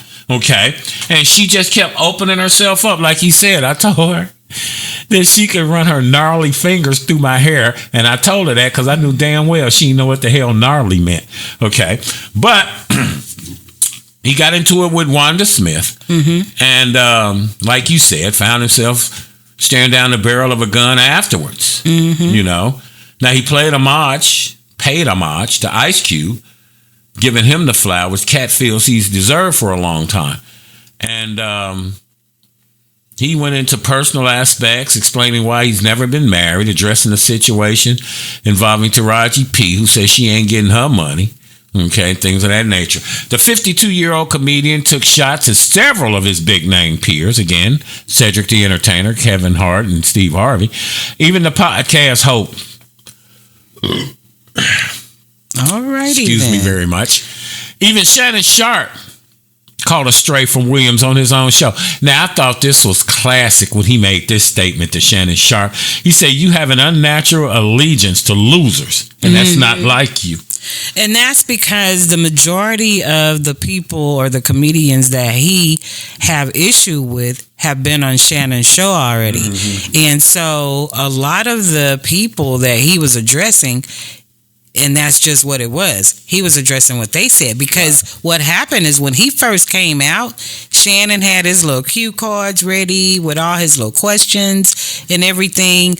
And as soon as Shannon introduced Cat was out of there. He was out the gate. Yeah. He didn't need Shannon to say anything more. He just let loose, and Shannon had enough sense to sit back and let him go and not interrupt him. Yeah, he just let him roll, man. For the first 30 minutes. It was 30 minutes before Shannon could ask him a question, he said. Now, they got into the thing of someone said, Kevin Hart said it, I believe, that you were attacking the top comedians in the game. Now, here's a list that was done January of 2024. Happy New Year to one and all. And who are the funniest black comedians of 2023? Becoming a great stand-up comic is tough. It takes years of writing jokes, trial and error, and going up on stage to share the material you love with audiences. Whether a black comedian is observational, situational, absurdist, blue-collar, abstract, alternative, or a long-form storyteller, all of the funniest black comedians are unique, hardworking, and hilarious. So who's the funniest top 10 black comedians of 2023? Now, I got this list today. You say you have a list, correct? I have a list. But my list, though, is of the top 10 comedians, top 10 black comedians of all time. Well, these are the people that are still alive. I know your people are probably dead, but we're going to... No, not all of them. Yeah, but some of them. If we say who are the top 10... I have a good list. If we say who are the top 10 funniest comedians of 2023, Jackie, you really can't throw Richard Pryor and Bernie Mac in there. When I did 2023, I didn't know any of those people. All right, here's my list. It's the top 10, but we're going to start with number 11. Number 11, is the not funny to me ass Kevin Hart. Number 10, Cedric the Entertainer was one of the top 10 funniest black comedians in 2023. Number 9 was Eddie Griffin. Number 8 was Earthquake. Earthquake to me is funny as hell. I love Earthquake. Earthquake asked his mama, said, Who's that nigga you talking to on the phone? She said, oh, I was talking to your daddy. He said, like I said, who is that nigga you was talking to on the phone? Earthquake funny as hell to me. Number 7, Chris Tucker. Number 6, Lavelle Crawford. Do you like Lavelle? I do. Number 5, Chris Rock. Took a time for Chris Rock to wear on me, to grow He's on not me. funny to me. It's stand-up. Chris Rock is hysterical, mine, to me. I guess I had blew one when I came in at 2 a.m. from the club, and that's when his Bigger and Blacker show had come on, and that's what made And for those at Dart, he doesn't do that anymore either. Don't nobody from Dart watch this show. Yes, they do, because you came home and said they did. Well, yeah, about 3 or 4 people. I don't give a damn what they think. Number 5. I do. Look, I stick my Joe Louis in the cup. I can say what I want. When I done that was back in the 90s. Okay, if it's still I'm just clarifying from the 90s, okay, then that was some bad weed. All right. Number 5. I'm just clarifying. Number 5 is Chris Rock. Number 4, Mike Epps. Mike Epps is mid. Yeah, he's another one, not stand up. He's good at scripted stuff. He's funny, but not stand up to me. Number 4, Mike Epps. Number 3, Deion Cole. He's funny. Now, here's where I have the problem. Number 2 is Dave Chappelle. Number 1 is Cat Williams. Dave Chappelle, number 1 in my book. I love Cat Williams. Huge Cat Williams fan. But Dave Chappelle bars none. Dave Chappelle, they say Dave Chappelle go in a comedy club, get up there, fire up a cigarette, and be there for 3 hours. He ain't wrote shit down. He's in my report. They don't like his new Netflix. His new Netflix special has. We watched that over the weekend. We did watch it over the weekend. Some chuckles and out there of are me. more negative than positive comments. Yeah. So, well, but I agree. That's probably from them folk. I agree with the Cat Williams being number better 1 than him. Yes. Me, I go with Dave Chappelle. Now, real quick before Jackie O reads her list off of her comedians, Cat Williams will be here March 8th in Dallas, Texas, Dallas-Fort Worth. He'll be here Friday, 8 o'clock, March 8th, at the Trust CU Theater in Grand Prairie, Texas. So if you live in Dallas-Fort Worth, you know where it is. What was that place But called? do know. What was the place called before it became, what's this Texas Trust? Verizon? Oh, yeah, it was the Verizon Theater in Grand Prairie at one time, and then it was something else. Before the names changed so much, just like the shit at Fair Park. But also just know that since the interview that he did on Wednesday, his tickets have now gone up 40%. So whereas it was like $30-something, they're averaging $71, $77 now. He gonna sell out. Oh, he definitely is selling out. You know he gonna touch on it. That's why people went to Chris Rock's deal, because they wanted to hear him talk about the slap with Will Smith. Okay, and now I don't know if you saw the thing from him and Chris Rock and Kevin Hart's thing. You say Chris Rock has all his stuff written out. Kevin Hart said he just goes off the top of his dome, and maybe that's why his shit ain't funny to me. Now Parrish, my best friend, Lord rest his soul, Parrish told me, he said, well, Kevin Hart tells more family type jokes. He does. So you got to have kids. He talks about real life situations. Okay, well, I ain't got kids, so there's that. What's your list? My top 10 list is number 10, Steve Harvey. No. I'm sorry, I'm missing Kevin Hart. Number 10 is Kevin Hart. Steve Harvey made your list? Steve Harvey is number 9. Come on, man. Whoopi Goldberg is number 8. Bernie Mac, number 7. Bill Cosby, number 6. Red Fox, number 5. Chris Rock, number 4. Dave Chappelle, number 3. Eddie Murphy, number 2. And Richard Pryor, number 1. So your list is an all-time list. My list is an all-time list. Yeah, mine is just those in 2020. And then honorable mention is Wanda Sykes, Chris Tucker, Monique, Cedric the Entertainer, Dion Hughley. Monique, Monique, when she get on, she's more bitter. She is now. At first, she wasn't. She was funnier before she got bitter. So I can kind of see that. Yeah. But D.L. Hughley, Tracy Morgan, Arsenio Hall, Cat Williams, and Tracy Morgan is mid. He'll get a couple of chuckles. Tiffany Haddish. Yeah. But what did I tell you? They say that you know how good a comedian is if you know one of their signature jokes. Okay? Mm-hmm. And Corey Holcomb then was talking about that. Shout out to the 5150 Club show. And they had made that statement because though I know a lot of Corey Holcomb's jokes, my favorite joke, like I told Jackie yesterday, my favorite Corey Holcomb joke is Corey Holcomb said he took one of his chicks to the abortion clinic. So he said he came back to pick her up, right? And she was all sad and despondent and whatnot. So she got in the car. He was playing rap music. And she told him, turn that shit off. Don't nobody want to hear about killers and shit. Corey Holcomb said, I turned to her. He said, bitch, you the only murderer in the car.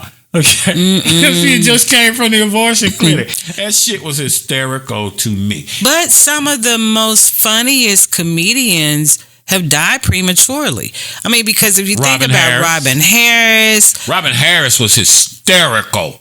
Ralphie May. Oh, Ralphie May was my favorite white comedian. Now my favorite white comedian is Bill Burr. Yeah, I mean, and then what was that guy's name that used to do the Jamaican jokes, the New York guy? Yes. I can't, Patrice Harris? No, Patrice O'Neal. He went prematurely. No, this guy is Rashad. He was on Martin Lawrence's or P. Diddy's deal. I'll throw him up real quick right here. Yes.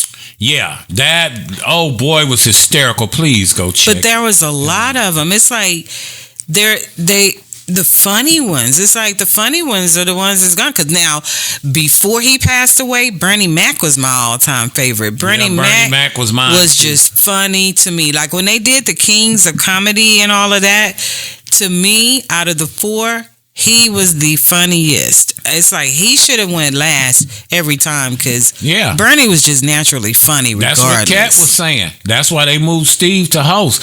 He said because by the time Steve Harvey came on last following Bernie Mac, people had left. He said people was already in their car going to get something to eat or going to the club or whatever. So what did you think about the interview? I thought the interview was great. I actually sit there and was engaged the entire 2 minutes and 46 seconds. Most people won't watch no 2 hour and 45-minute damn podcast. And when I read the comments, some people were like they had watched it in its entirety 2, 3, 4 times. Somebody even said they were on their 6th time looking at it. I watched the interview and then I watched a lot of the shorts. And then you and I watched Nightcap with him and Ocho Cinco. And that was long too. Yep, 2 hours and something where they broke it down so far as the interview and whatnot. And almost 2 million people had watched it when we looked at it. Yep, so it's also going viral. Yep. So the interview was deep. Yes. Oh my goodness. And let me tell you something about Shannon Sharpe before we continue with the Club Shay Shay Cat Williams interview. I used to be a Skip Bayless fan. Skip Bayless used to write for the Dallas Morning News and the Dallas Times Herald here in Dallas, Texas. When he was a sports writer is when I first got into Skip before he made it to TV in the 80s and 90s. Now, since leaving Fox Sports because of Skip Bayless's ego, Shannon Sharpe has joined ESPN's First Take with Stephen A. Smith. He started Nightcap with Ocho Cinco, called Unc and Ocho Cinco, which now has 612,000 subs in 4 months. They started in October with that one. Their goal is 1 million. They're trying to hit 1 million in February or March. They sold out the Club Shay Shay Cognac. Yes. And while him and Ocho Cinco was doing the show, he told the people to go and buy the cigars from Ocho. Right. That shit sold out in 10 minutes. Yep. That's how much clout this dude has. Shannon Sharpe has been named the #1 most entertaining sports media personality by Complex, whoever the hell that is. And Just had the biggest interview of his career with Club Shay Shay. With Cat Williams' interview, says 23.9, but I looked it up before we came on. It's at 31 million views. That's going to be the less biggest than 5 days of the year for 2024. Club Shay Shay has 1.5 million subs at the time of this post. When one door closes, 5 more will open. In Shannon Sharp's voice, thank you, Skip Bayless. But now there are some little known facts that people don't really know about Cat, and some of this has been confirmed and verified. He read fluently at the age of 3. Yeah. He was a member of Mensa. He's been a member of Mensa since the age of 10. If you don't know what Mensa is, then your ass ain't a member. It's an organization involving genius-level individuals. He spoke multiple languages as a child. But I never heard him speak another language. Therefore, suspect. He received a full scholarship to the National Science Academy in Ohio. But they say he didn't at the age of 12. He actually deliberately failed it because he saw them in all of these white coat jackets, and he was saying that they weren't having any fun, and he just knew in his mind that that's not what he wanted to do. Okay. So at the age of 13 is when he was supposed to have been going to this institute, but again, he failed the exams that he needed to take to get him in. And so at the age of 13, I can understand that. And at the age of 13, that's when he decided that he could no longer live in the household with his parents, who were Jehovah's Witness, and he could not live like Michael as Jackson's a Jehovah's family. Witness any longer because he did not necessarily agree with that. So he got his puppy, his luggage, his Rockweiler and he puppy. went to a truck stop, and he said it was 2 trucks there, and he asked the one guy where he going, and the guy said to California, and the other guy said he was going to Miami. And so he said that he got in the back of this man's truck with his luggage and his puppy, and he went to Florida, to Miami. And how he got a buy is that he was stealing radios out of people's cars, and he claimed he was making, And I don't see that. Now, he was born in 71 or 72. Mm-hmm. And the thing with you stealing car radios, I can understand. I had a buddy who was very proficient. He was born in 71 in September 2nd. 71. Mm-hmm. My little brother was born 69. Okay, so my little brother is 54, Cat's 52. Mm-hmm. So in the 70s is when they were growing up. Now, if he went out on his own, that was in the 80s. But still, how did you have the time to steal that many car radios? And who the hell were you selling them to? Because me and my buddy, we was vacuuming cars out at this place. This guy had a Mitsubishi contract. Mm-hmm. So when they repossessed your car, this guy took it in. Me and my boy's job was to vacuum it out. We got $1 a car, but it was a lot of damn cars. Mm-hmm. And then it would go down the line to the next people who washed it, down the line to the next people who waxed it, to the next people who checked the fluids, and then out on the lot and the cars went back to the bank. Mm-hmm. Now, when the cars came in, I would cover for my boy. He'd go in there because these were aftermarket radios.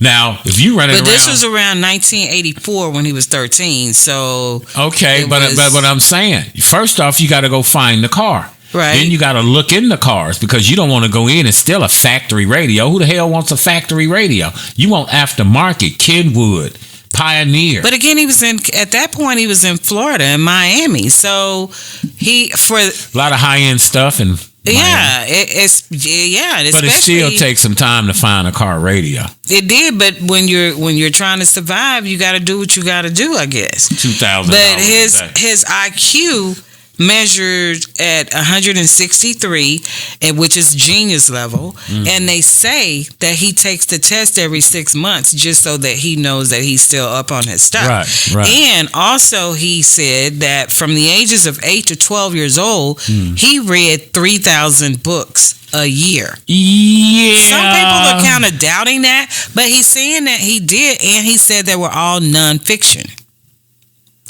So now here's the thing with that if you read, how many books did you say? 3,000? 3,000 a year. You read 3,000 nonfiction books. Mm-hmm. That's 8.2 books a day. Mm-hmm. And 3,000 books is 8.5 books a day. That's 3 hours per book. No sleep, no breaks. One library. Most libraries don't even have 3,000 titles. So if you're reading 8 books a day, 3 hours per book, that's 8, 16, 24. You ain't got time to sleep, wipe your ass, eat, go find a job. He may have exaggerated a little bit. I mean, okay, I'm just saying. But I do overall, for the things that he was saying, I believe him. I just really. So he said at the age of 52, he runs a 4.340.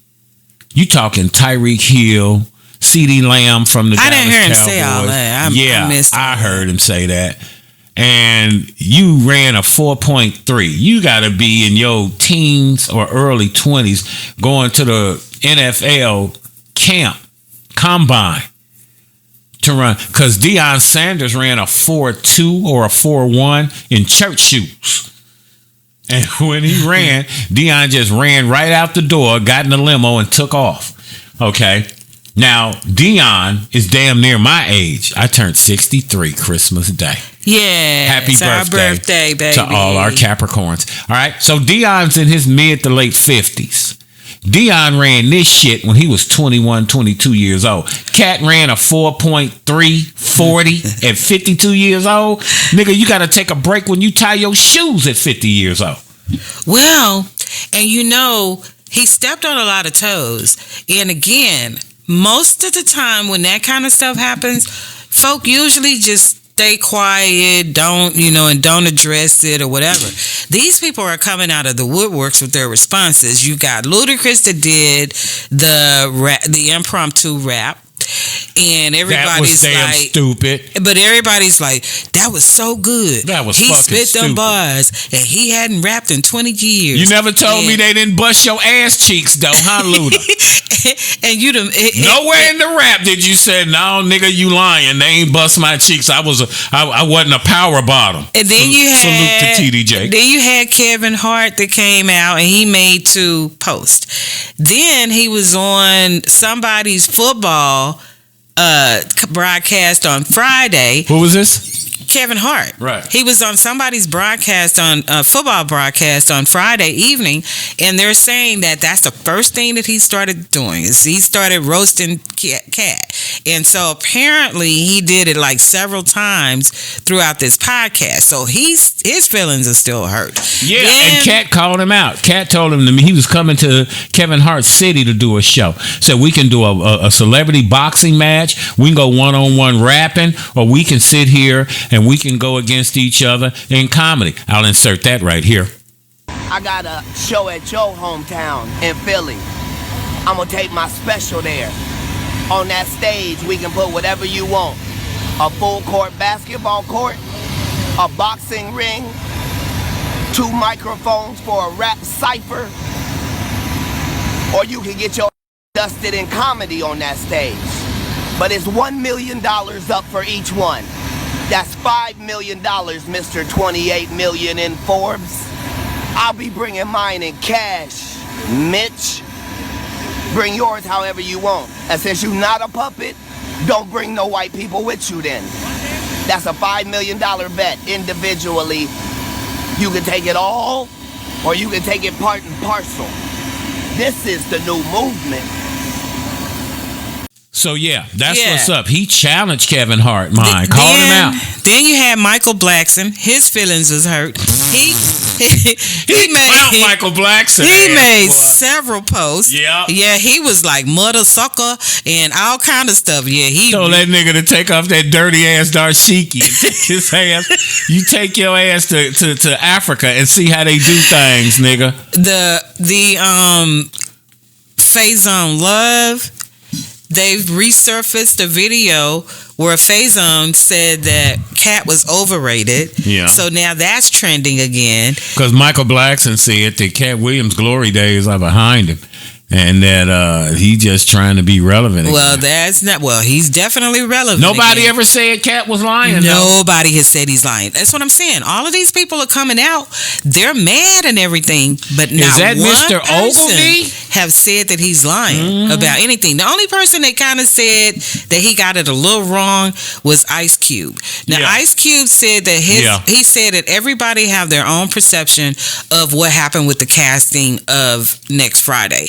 He's saying that how the process go is these actors come in and they audition for several roles. And then he and his team decide which actor is best for each role. And he's saying that Ricky Smiley did come in and audition for Magic Mike. But Ricky didn't fit the Magic Mike role. Right. Ricky fit the Santa Claus role. Yeah. And he said that when Cat came in, Cat immediately fit the Magic Mike Cat Williams role. played the shit out of Money Mike. Yeah, and Money Mike. And he's saying that the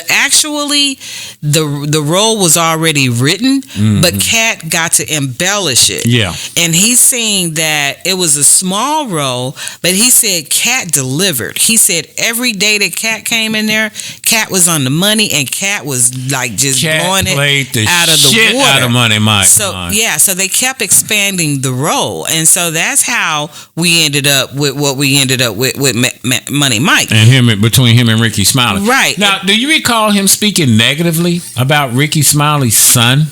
I really don't. He didn't speak negatively about Ricky's son. The thing is, though, is him bringing it up. Period. Well, what he said was everything he said is something that he said very early on, and that he was speaking on Ricky Smiley's dead son. He said that's why people believe in these sacrifices with the Illuminati. He said your son dies, and then you're going to get up here and lie, talking about the Money Mike part in Next Friday. And the thing about it is Ricky didn't lie. He did go for the role. But the part that Cat was mad about is he's saying that behind the scenes, Ricky kept going around telling everybody that he should have had the Money Mike role, and that who was Cat Williams anyway, and that he was the one that was the biggest celebrity, and da-da-da-da. And that part is what Cat was upset about. But again, Ricky went on his own platform because he still has his morning show, and he's gave his version of the audition, but he didn't say anything about what Cat said about his behavior outside of that, and about him going and telling everybody that it should have been his role and da-da-da-da. He didn't say not one word about that. Okay, you got your own platform. You're telling your side of the story, so why didn't you refute that if it wasn't true? Right. He didn't say. Nobody ever said the nigga was lying. Nobody. Nobody. No. Now, Ice Cube kind of did. He did say, though, because Cat said, not that he was lying. It's that he remembers it differently. No, I'm not. I haven't even talked about what I'm talking about yet. The Cat said at one point that they had where Magic Mike was gonna be raped, and that it was going to be aired. And Ice Cube said that part There's was... no way he would ever done that. He said that was never in there. I saw that. And there is no way he would ever do anything like that. Yeah. And so that part... he did refute. But that's the only thing that anybody has said that wasn't true. Everything else, everybody else is skirting around it. They're mad at him, and they're, trying to curse him out and stuff like that. But they haven't just said, you lying on me. What do you think about the Shay Cat Williams interview, mine? Do you think that he embellished some things? Do you think that there was a lot of truth in it mixed in with a little bit of the lies? Put it down in the comments. Let us know what you think. Don't forget, if you like this clip of the show, don't forget to click on to another segment of the show and check us out. PushGapRadios.com. Dallas, baby. So, he also was thinking about the thing where he said that Sid stole his joke. Now, let me put that up real quick. And the thing comes down to it that, real quick. You're going to have to show them Sid's version of it, too. I just put it up. Oh, my bad. I wasn't paying attention. Jackie don't pay attention. She don't do shit with editing. All Jackie do is just get on here and run her mouth. Sure do. Okay. I'd like anyway, don't forget. Okay, we can get into Sid Entertainer about stealing the joke. But remember when he said that Diddy offered him $50 million to be an 4 ass times. clown? 4 different times. He said, you got to tell Diddy no. Said, Diddy wants your butt cheeks, nigga. Now, he did say that Weinstein asked him to suck him off in front of all his team. Wow. He sure did, Harvey So Weinstein. Oprah went in on R. Kelly, Michael Jackson, but you didn't say shit about Weinstein. That's why black people ain't got no love for Oprah. But you know, and then Taraji P came out and said what she said about the situation, but fact is neither here nor there. He's in prison for 23 years for his little escapades, Harvey Weinstein. Okay. Should be in the same cell with R. Kelly. Now, they say that Cedric the Entertainer, Cat Williams said that Cedric the Entertainer stole his joke. But me personally, I don't think so. Because the jokes are on 2 different premises. And say Cat Williams' joke was about black people's music being loud, that they can't hear how loud their car sounds. Remember that the joke that you grew up watching on Comic View when he was known as Cat in the Hat, which he got a cease and desist order from Disney to quit using that. That's why he's just Cat Williams. A premise was white people leaving Earth is what Seds was.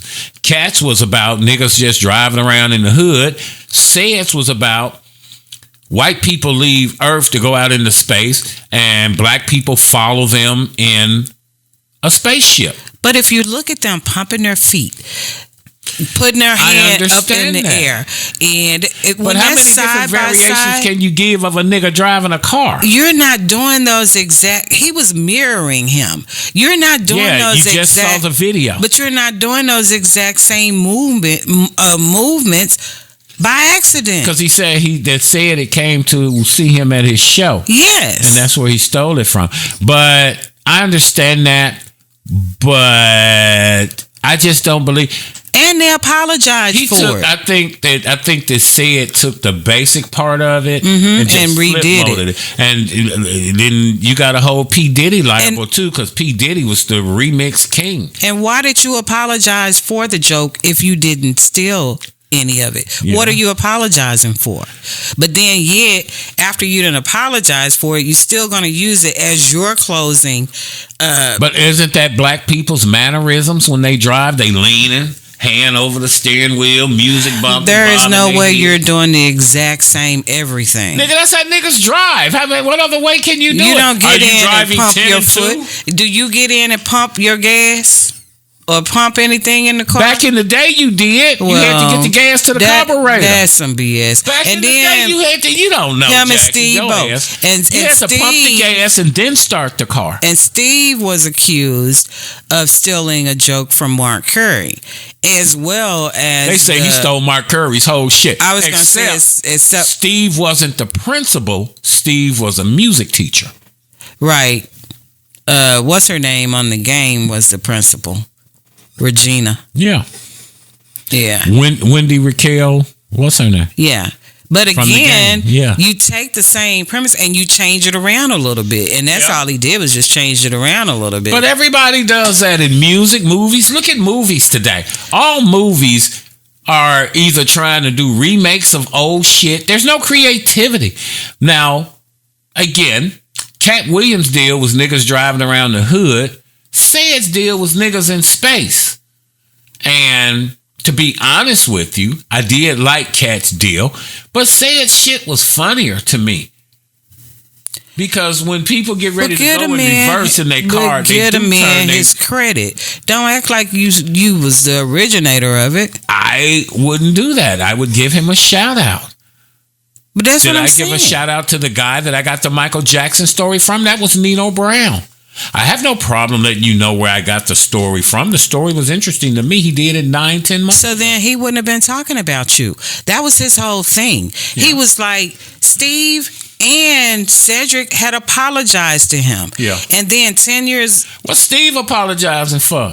Because it was fake man unit he was wearing. Because it was really his deal, the Kings of Comedy. Yeah. And so they apologized to him for that. So again, what are you apologizing for if there's nothing to apologize for? But if you told a black person to imitate a black person driving a car, wouldn't it be pretty close to what him and Sid did? That's how niggas drive. Sid admitted that the joke was the man's. Okay. And then when he got on Shay Shay, when he did his interview, that's when he finagled on it, and that's when he lied about it, and that's what Cat was taking notes on. He said, I looked at every last one of those interviews, and I listened to everything every one of them said, and I took notes, and he memorized. That's why he was locked and loaded, and he was ready. Let us know what you think. Do you think that Cedric the Entertainer stole Cat Williams' whole little deal thing about black people driving cars? Or do you think that it was just a little variation of what Cat Williams had done? Put that down in the comments and let us know. If you like this clip, then make sure you click on another clip to check out another episode. Don't forget to like, comment, and subscribe. We're trying to get our subs up, and we appreciate each and every one of you for watching and supporting the show. PushGapRadios.com. Dallas, baby. Time now for your PushGapRadios.com celebrity entertainment. Here's Jackie. Now, speaking of the Jacksons, Mama Catherine. Watch your mouth. Don't watch your mouth when it comes to Mama Cat. Gary, Indiana. Watch your mouth. She is 93 years old. Wow. And she is asking for the executors of Michael's estate to pay her lawyer fees. I thought she was the executor. No, at 93, really? No. That's true. She is. Because Biden in his 80s running the country to hell. They actually have two people that are not in the Jackson family, so they're neutral. Because at first, Tito, she was one of the executives. I trust Tito. One of his sons was because he took over the kids because they were still minors at the time, right? And he took over guardianship of them, so he was a trustee along with one of the cousins. But that ended up being such a mess that the cousin resigned, and so now it's with the two people that are not any kin to the Jacksons. Because one of the sons has a thing coming out about doing a Michael thing you had talked about before. That's one of Jermaine's son that's going to play Michael. Because they have a thing about the making of We Are the World that's coming out at the end of January. So be on the lookout for that. But from April 1st of 2023 to November 30th of 2023, her law firm is billing her $561,548.48 for. She got it. Not her, the Michael's estate. So for a portion of the appeal work, he got it. And so she's asking them to pay this money because, like you're saying, she's saying that they have the money to pay for it. And what she's doing is she's trying to stop these same executors from doing some type of secret deal.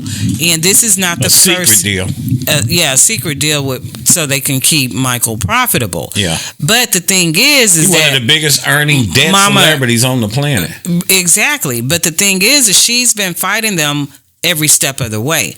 These same executors have been making great decisions with what they have been doing with his estate so far. Right. And it has been profitable. But that's because, again, they've been doing the correct things so far. But this is not her first time. Not like my shitty ass attorney up in Gary, Indiana, but I digress.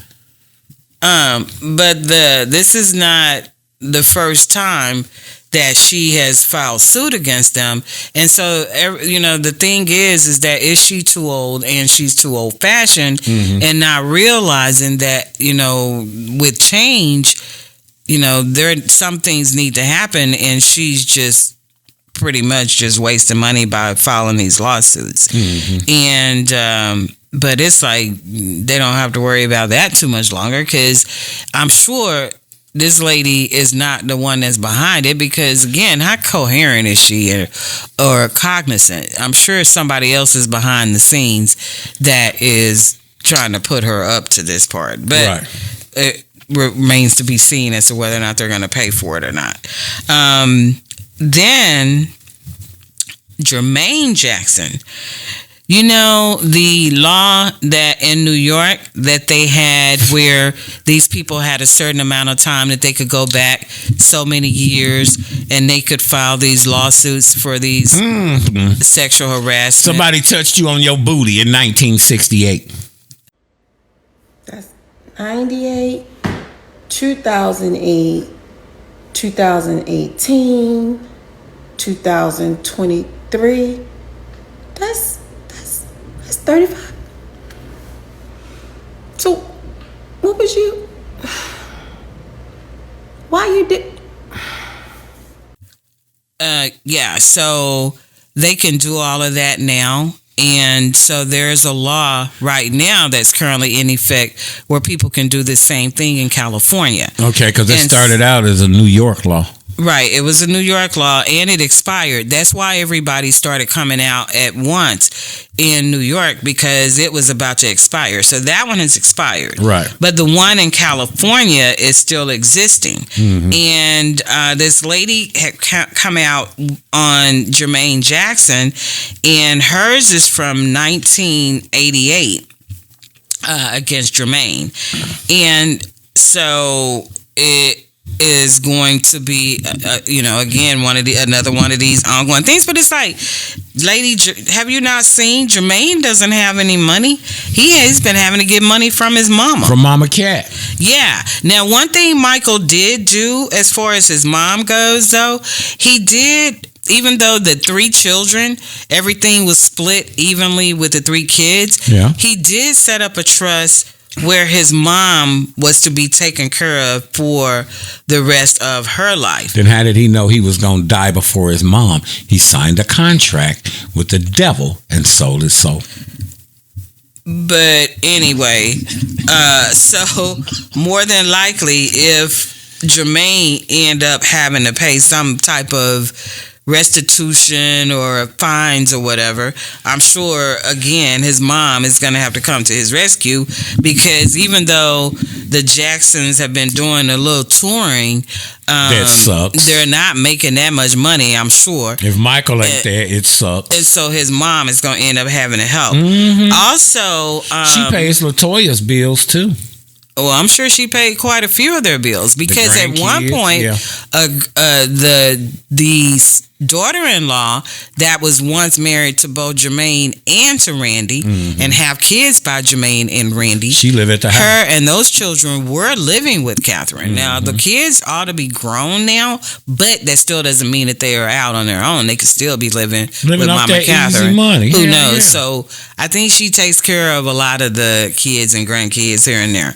But also, as far as getting charges brought up against them, T.I. and Tiny have had an Air Force veteran bring up charges against them from 2005. Come on, she's accusing them of drugging her and raping her. And you ain't say shit then, though.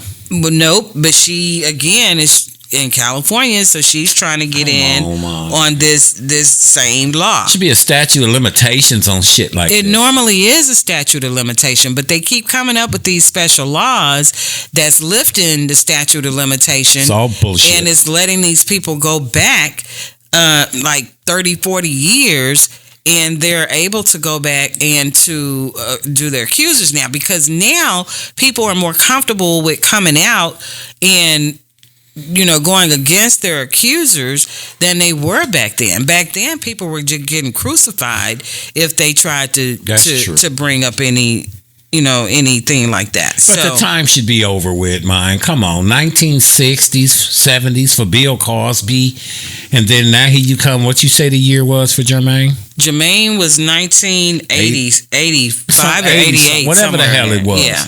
Come on, man. Jermaine was in his 20s. That man getting ready to start filing for his pension and damn retirement.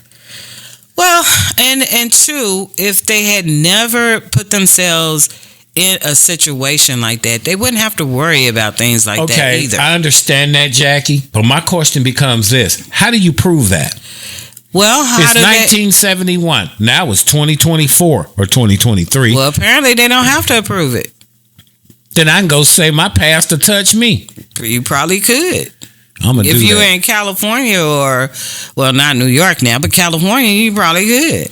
And I got to remember and with my all pastor's name. with all of these freaky deaky men that's coming out the woodworks every day now, you wouldn't even have to be a celebrity for somebody Kevin to believe Spacey that. It's just they just coming out of the woodworks.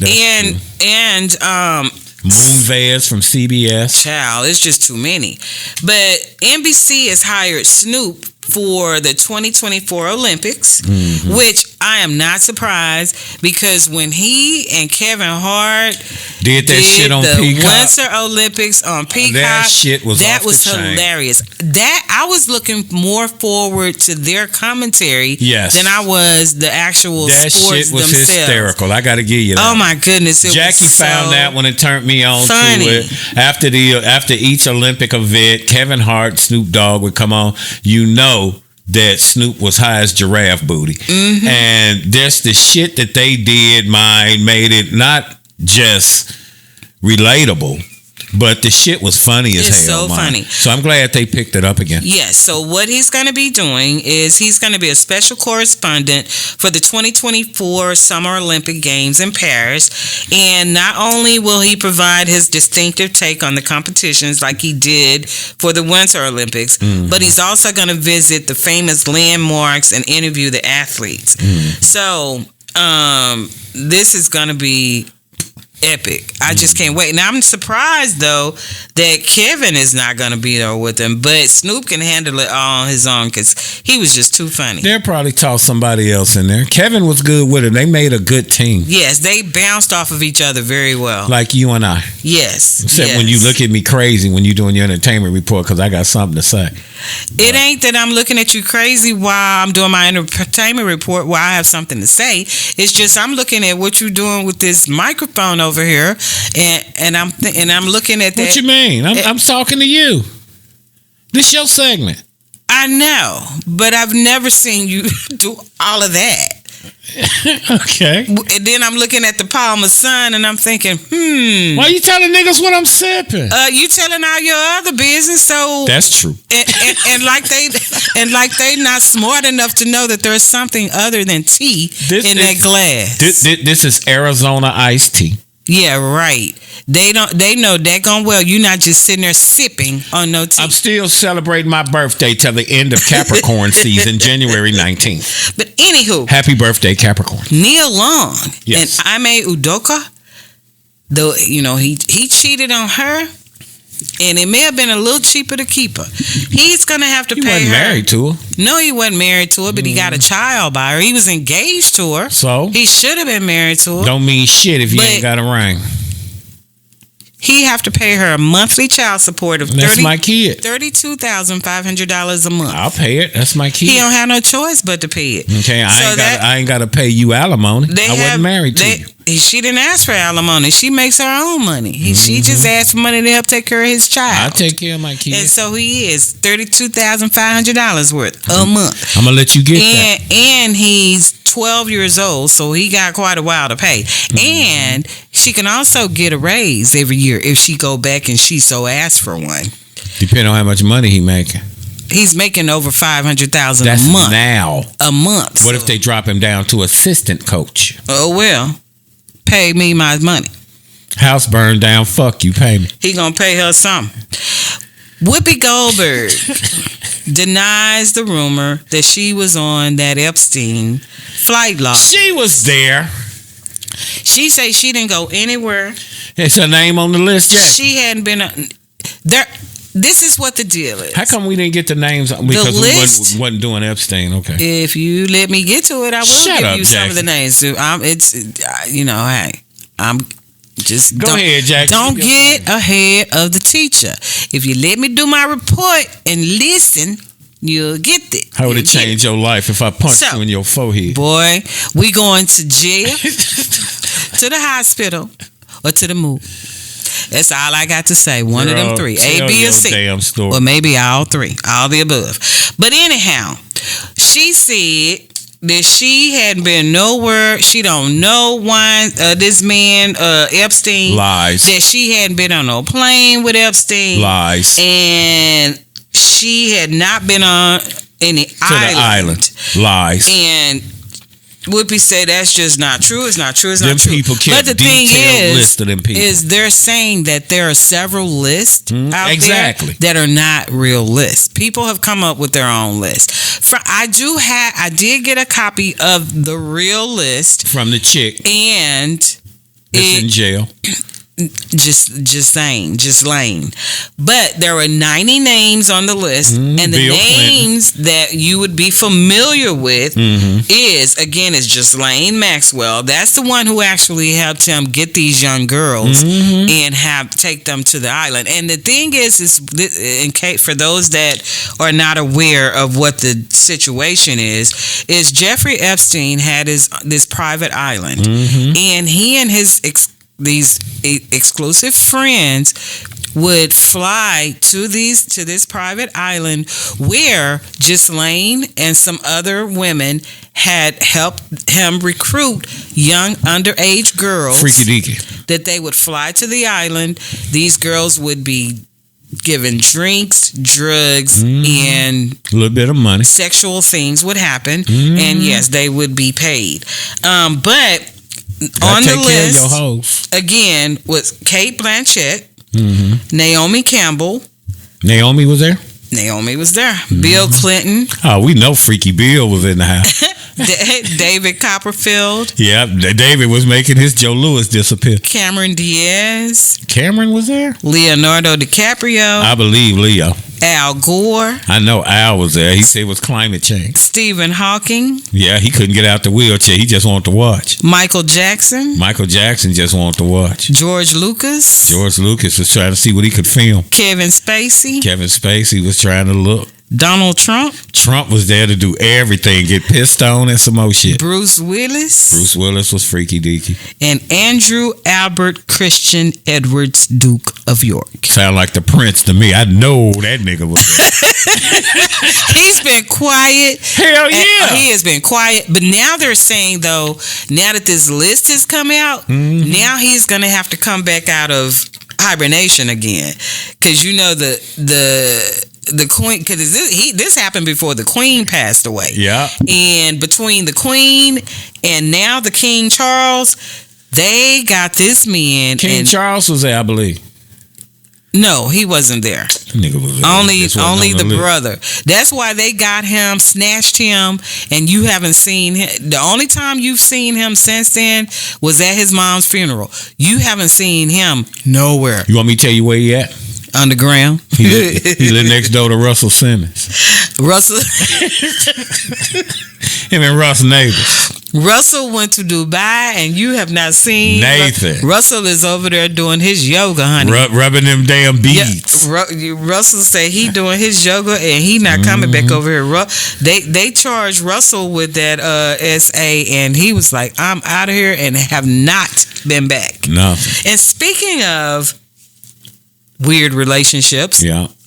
You know the little sweetheart candies? Yeah. The little hearts that have all the be mine and I love you and Valentine's all of that Day stuff. hearts, yeah. Mm-hmm. Well, they have decided that this year they're going to have a special edition box, and this one they're naming them, and they've called them situation boxes. Yeah, because that's what relationships are today. So for these people that are having these situationships, yep, they can buy these candies, and instead of you being able to clearly read that it says "be mine" or whatever, it's going to be very blurry, and you're not going to be able to read it very clear. What the hell I want them for? I guess because you're in a situationship, and that's your way of giving your significant? Well, when I was single, my hoes I guess you couldn't would be read no significant. way. So. Well, see, then yours would have had that would have fit perfect for your person, They couldn't read nowhere. then they would have had an excuse not to be able to read it because they would be able to see it anyhow. Chicks I kicked with before I met you was dyslexic. See, you like the next person I'm about to talk about, Dave Chappelle, just politically incorrect. All right, Dave Chappelle just had his new special released on Netflix. Did you think it was funny at all? Some parts of it, yes.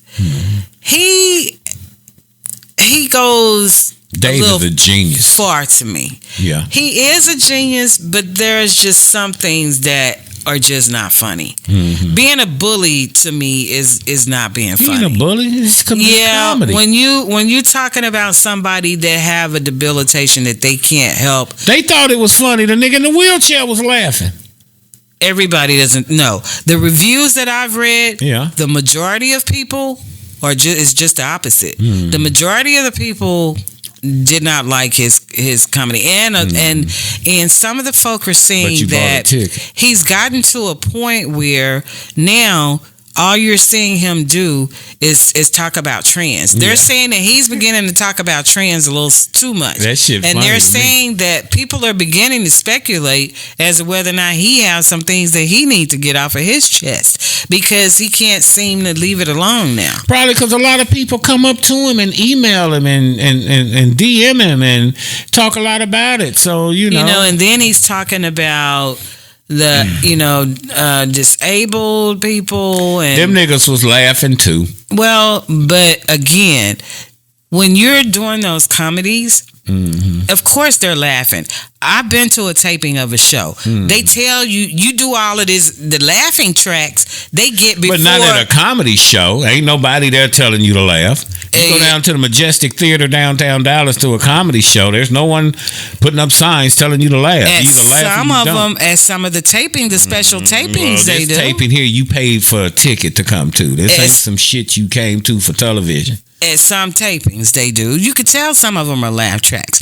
But anyhow, the reviews are speaking for themselves, and the majority of the reviews are not good, and people think that he is just not as funny, and he is the one that's overrated. It's funny to me. And to me, again, Cat Williams is way funnier because they're like,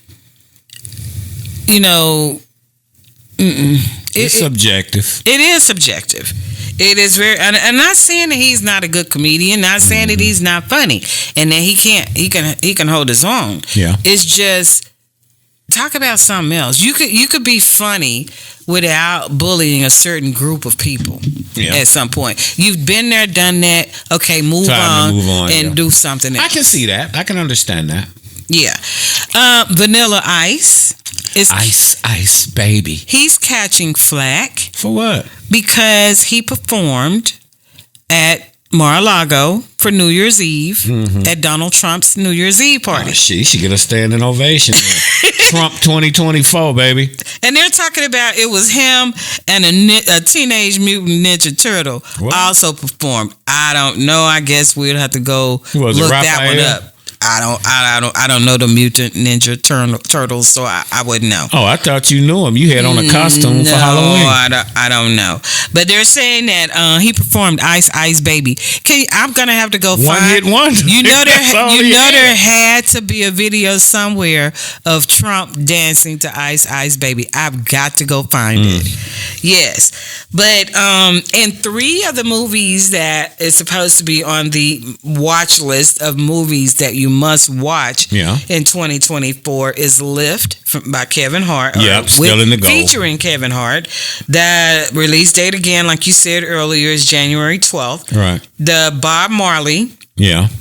One Love, and that release date is going to be on Valentine's Day, February 14th, and then Bad Boys 4 with Martin Lawrence and Will Smith release date is June 14th. Now, also this year, Beverly Hills Cop 4. Yeah. And Snoop Dogg has one called The Underdogs. that's supposed to be coming out this month as well. Well, they must not be on the must-watch list because they weren't on my list. But I'm gonna watch Snoop shit. That shit look fun because you got Mike Epps in it too. Well, I'm going to support them both because, Eddie has been, the man forever. I'm going back to Cali. Yeah. And Snoop actually is a pretty good actor. He is. So he can cook, he can rap. He's a good actor. Now he's a commentator. Yeah. I mean, he just all around a great entertainer too, I guess. Snoop sold his soul to the devil. So there's that. But the thing about it, though, Snoop is really talented. They all talented. I mean, no, not all of them. Michael Jackson talented. Yes. Now, Elvis. Michael was the greatest entertainer of all time. It don't matter. Sold his soul. It don't matter if selling his soul did not make him talented. Okay. You either got it or you don't. That don't mean nothing. Talent. There's a lot of talented people, Jackie, who never made it. Michael would have made it. Michael was overall great. So Joe was taking him up there when he was a baby. He didn't know. When you're a baby, you don't know shit. Your parents take you somewhere, nigga, you just go. Come on now. Whatever. Okay. I'm just saying. But I know you ain't with the Michael Jackson thing. What about Prince? You think Prince sold his soul? Not necessarily sold his soul. I think what Prince did, because Prince fought them. I don't think Prince fought the record label. Right, because they wanted to run him and he didn't want nobody running him and telling him what to do. He wanted to do his own thing. That ain't what the devil care about. And with Prince, from my understanding is, with Prince performing all of those years and the hills that he performed in and the way that he was performing, because Prince was another perfectionist and he gave it his all every single time. So Prince, Michael Jackson, or Snoop Dogg didn't sell their soul. You think Oprah sold her soul? Yeah, that's a whole nother story. Oprah, she's not one of us. I know. Continue. But well, now you made me lose my train of thought of what I was saying. But look at your notes. It's not in my notes. This is in my head. Shit, and I know you your ass attention span. That's why I had to say it while I was on my mind. Attention span of a fucking goldfish. And then you took me out of my zone, so now I can run back the audio and let you hear what you were saying. No, it ain't even that serious. Okay. Did we go over the? Well, this is not a part of my report. What? But did we go over the Dearly Departed from 2023? No, that was a separate list I wanted you to do. Oh, wait a minute. But you were talking about movies that had came out, that were coming out this year. Okay, but I was through with that. Okay. Tasha K. Yes. Is being sued again. This bitch. This time she's being sued by Kevin Hart. Because don't know when to shut the fuck up. Well, but her thing is interviewing and getting good people to interview. And that's where when we were discussing it before, when we were prepping before the show, that I was saying that same thing. Now, you said that she brought the guy in from Kevin Hart. No, it's a female. Well, brought the female in. And like I said too, Tasha just interviewing it. The person telling all the dirt. Look at Marjorie Harvey's husband who came on. Tasha just interviewing. Well, she clowned Cardi B, but the other people she just interviewed. It went a little further. Okay. She had Hart's former assistant, Maisha Shakes, on her show. Maisha accused... You said Jakes or Shakes? Shakes. Okay. Maisha accused Kevin of being a serial adulterer and I can believe that. A responsible gambler. He got short man's disease. So, according to the legal documents, he sent a cease and desist because his team found out about this interview before it was aired. Right. So he sent a cease and desist letter to Tasha trying to keep this episode from being aired. Right. Well, allegedly, his team received communication saying that if he did not want this to be aired, that he could pay $250,000 and it would go away. That's what Tasha told him? That's what Tasha People told her. Shit, I can go with that. So pay that $250,000, nigga. Kevin's lawsuit, my livelihood, is for defamation and extortion. He's saying that because they asked for this money in advance for this not to be showed, that was extortion. But I would have never asked for the money if your people hadn't sent me a letter. Well, I would have never brought you up.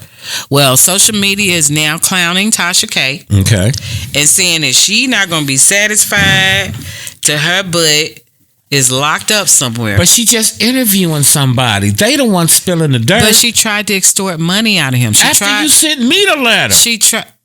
No. You sent me a cease and desist letter. That's not how that works. You sent me a cease and desist. I'll cease and desist. It's called negotiation. You don't want me to play the interview? Then pay me this. Because once I upload this to YouTube, this is how I make my money. Nobody over there at Heartbeat is paying my salary, okay? And hers either. Nope. And when you don't pay, we have to get money by any means necessary. That is the moment that Kevin Hart and his attorneys refer to as particularly damning and say leaves no ambiguity that criminal extortion was Tasha K's intent. Tasha K interviewed Kevin's former assistant, Misha Shakes, and before the interview was released, Kevin claims that he was contacted by someone on Tasha K's team, and they requested that he pay $250,000 to prevent the interview from being published. Kevin so I'm not making my money if I don't upload this damn show. I'm pretty sure his lawyers are a little bit smarter than you, Tasha negotiations, K. player. And I think his lawyers would not be frivolously filing a lawsuit that didn't apply. So we'll see what happens, because what she's done is the same thing that she did when Cardi B first filed Cardi B the was lawsuit. different. She was slandering and liable. What Tasha K did is she went to the courts and she attempted to file for bankruptcy. The judge denied her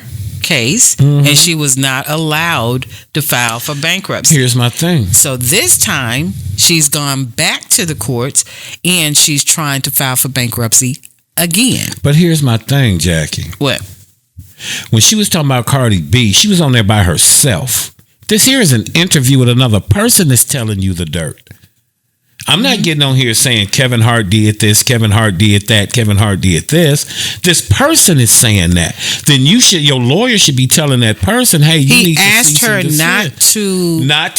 not to run the show. And she was sent a cease and desist. And that came from the courts. She did not cease and desist. She ignored the court order and she ran it anyway. Court order is different than just him saying cease and desist.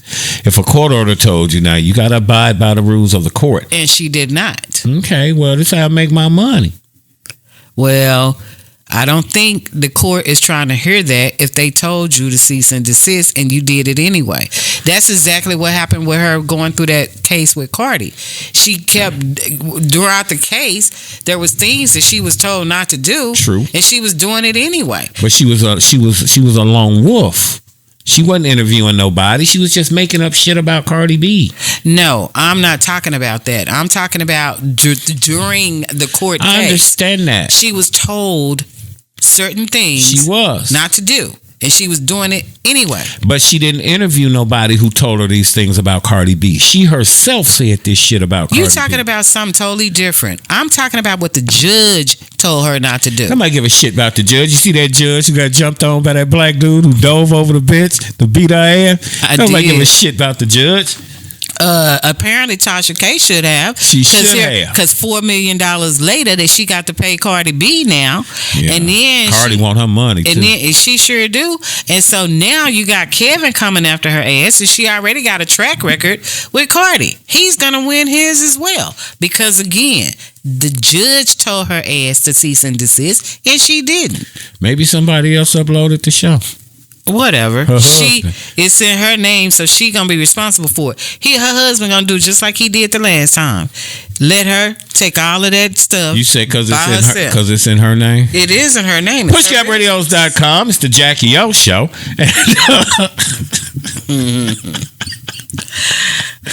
Get my name out the shit, nigga. I'll put up whatever I want. Jackie don't know shit about editing. Jackie don't know how to turn on the microphone. Jackie don't know how to run the video. Jackie don't know nothing. But we just gonna slap her name on it. Here, sign this paper. Ain't trying to. So you think that Kevin's gonna come after her as well? He already have. I mean, after this. Yes, most definitely. And he told her that at the beginning. Right. He was like, and with this cease and disorder, he was like, he not like Cardi B. So don't think that if she continued to move forward with this, that he wasn't going to do nothing. Right. And she ignored him and moved forward with it. So yeah, he's definitely going to move forward. Let's start paying attention, Tasha K. She's just bound and determined to end up not being able. She's gonna probably end up in jail. Need to quit tugging on it. But do you know that when they started talking about, this Cat Williams thing is so huge that there's even a write-up in Forbes about it. Yeah. Now it's like Forbes is supposed to be the money, magazine. And here they are talking about Cat. Cat is the money. And allegedly, the Illuminati have also gotten involved as far as the speaking out. Okay. Media Takeout alleges that they received some communication from the Illuminati, allegedly, that they brought up they brought up Cat's previous charges that was brought up against him for this female. Cat Williams, he's so little. He did choke me out once, and we had like a whole little legal thing. And it was like at New Year's at Soho House. It was like a quick, and that moment got corrected and rectified through attorneys. How much he paid you for a choke? A lot of gifts. My booty. I had got my BBL. I had got a Porsche that day. Like a $65,000 cash gift. For a choke? Cat holds his own for who Cat is. I don't expect Cat to be like Shaq and then be like Cat. You know what I'm saying? Like, you feel me? Cat is Cat. That says that she had met Cat, and Cat had offered for her to go back to his house, and that she went back to his house and saying that there was this scantily clad female parked her car. Yeah. When she got in the house, there was another female that was cooking. Altogether, there was like about 5 different females there in different capacity. Yeah, and remember, hard legs around. And remember on the show, he did say that he lived different times with a minimum of 3 females because he liked being around ladies. He's saying that before Snoop had a weed roller, that he had a weed roller. Come on now. And it was a female because he was like, think about it. He was like, to do blunts, you have to do saliva. And he was like, and I didn't want a whole bunch of male saliva in me, who been so eating booty. He hired a female to be his blunt roller. He's like, and then with a cook, he's like, I don't want some hairy nut me and scratching booty eating and messing with my food. So he's like, he liked to be around a lot of females. African booty. That's what he said about having the silk pillowcases. He said, I don't like silk pillowcases, but bitches do. But anyway, so he said that she said that while she was they went to Cat's bedroom, and she said that they was having a good time and everything, but she needed to go use the restroom. Okay. And she said when she went to go use the restroom, Cat, that's when things changed and went downhill from there. She said Cat had a fit, and he was like, nobody uses his bathroom. And so guest room. And so at that point, he started hitting her. The female started beating on her, and so she was like, she was going in and out of consciousness. She was like, they would give her water and stuff to bring her back to bring her back to. So now Cat is Rick James, and then they would beat her some more, and she went to the file charges, and she also filed a lawsuit. However, he paid her. He settled and paid out of court. And so they wanted to make sure that this information got back out there again. So again, they sent this information to Media Takeout. Now, when all this happened? This happened 1997. And no, it was recent. 2000. Hold on. I don't believe none of that. I kind of vaguely remember hearing about it, but again, it always side with the chicks, went Jack. away so quickly that Then if you got paid, what you complaining about? She's not. The Illuminati brought it back, sent it to Media Takeout, allegedly. Not her. She haven't said anything about it. That was part of the settlement, was for her not to say anything, and she haven't. Okay. She's not the one that did it. This was in April of 2014. Come on, man. Is when it happened, and her name. So the Illuminati still trying to shut Cat down. Well, yeah, because think about it. All the business that he was telling is their business. Yeah. Is that you, Professor Ogilvy? When he looking at that room. I ain't gonna never forget that shit. When he was with Monique and what's her name on this show? And I forget the most important part of the story. Yeah. She also claimed that she noticed a book about the Wiccan religion on a table in Kat's room.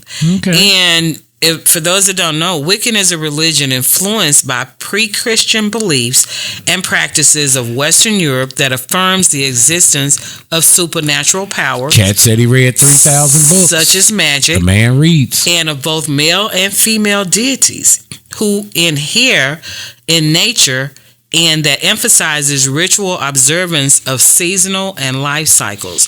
Many Christians believe that Wiccan traditions use black magic. At one point, Jamila tried to use, that's when she tried to use the bathroom, and then she's like, they were acting like they were of, I guess under these spells or whatever. Right. But again, she hadn't spoken about it, so he must have settled her and paid her pretty good. Mm-hmm. But I would love to go see him in concert because, again, Friday, March 8th, Grand Prairie, Texas. Before all of this stuff, I mean, way back, years back, right? Cat has been my favorite comedian for like forever. Yeah. Between him and Bernie Mac, they were my 1 and 2. Mm-hmm. And then poor Bernie, God rest his soul, went away and left Cat by himself. Some comedians are funny to me, but for the most part, a lot of them are just not funny. Yeah, a lot of them, like Cat said, you're a plant. So, and then he kind of mentioned Gary Owen a little bit, and then Gary's Gary crazy Owen, self. He didn't even know. He was like, he didn't understand. He's like, I had to go to social media to find out, is that a good thing or a bad thing that he said about me? Yeah, he didn't even know. So they told him it was a good thing. He said that that you didn't go over to the other side. Yeah. So meaning that you didn't cross over to and sell your soul. So then that's when Gary said that he also had been approached. He was like, I wasn't like 100% sure, but I was 90% sure. You knew that nigga squeezed your right butt cheek, nigga. You knew. And he was like, I was saying to myself, is he coming on to me? Mm-hmm. And he was like, I think he is coming on to me. Like Terry Crews said, a nigga grabbed him in his Joe Louis, and you ain't do shit. A lot of them have been approached. You liked it. And have been, I mean, it's just like, ew. It's so many. If you like this segment of the show, the Jackie O Entertainment Report, put down in the comments what you think about the topics Jackie O just covered. Don't forget, like, subscribe, and comment to pushgapradios.com. Also, click on another of our shorts and check out what we were talking about other topics. pushgapradios.com. Dallas, baby. All right, so you say you had a thing of people who died in 2023. What were some of the folks that went out of here? It was what was my boy name from The Wire?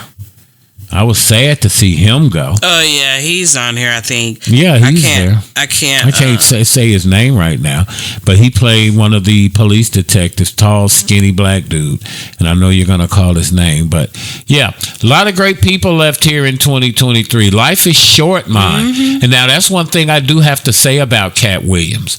When you go to bed at night, act like that was your last day on earth. So when you wake up in the morning, start living your life, man. You weren't sent here to work and pay damn bills. You were sent here to live your life just like these rich bastards do. Okay? And then you got Bill Gates and people like him talking about depopulation. We got to lower the population on the planet. Okay, nigga, who gonna die first? You gonna go? Your people gonna go? Or is it just people with no money? But I digress. Okay. People who died in 2023. Maurice Hines, legendary Broadway dancer. Yes, sir. Choreographer. Gregory Hines' brother. Yep. And brother to younger brother. Older brother to Gary Hines. He was 80 years old. Right. Then there was Ellen Holly. She was one of the first African-American females to be a daytime lead actress. She used to be an actress on One Life to Live back in the day. I wouldn't know shit about her. I did. Her name, she was Carla. I remember her. She was so pretty to me. I know your ass now. Yes, back in the day, baby. And then George Funky Brown from Kool and the Gang. He was a drummer. Yeah, okay.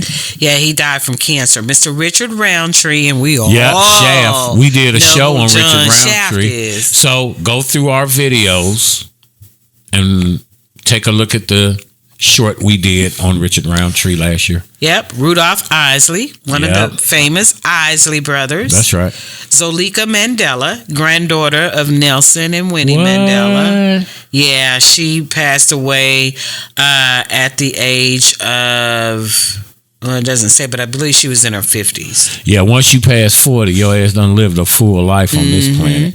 Irish Grinstead, she's a singer. She was one of the... Who? Irish Grinstead. I'm probably not saying her name right. I know you hacking it up. I am. But she was in one of the female groups. I can't remember now. But it was with her twin sister. Her twin sister name was Lamisha. They were like in one of those past our genre. It was like in the genre from our mother's generation. No, it was in my kids' generation. Oh, okay. Yeah.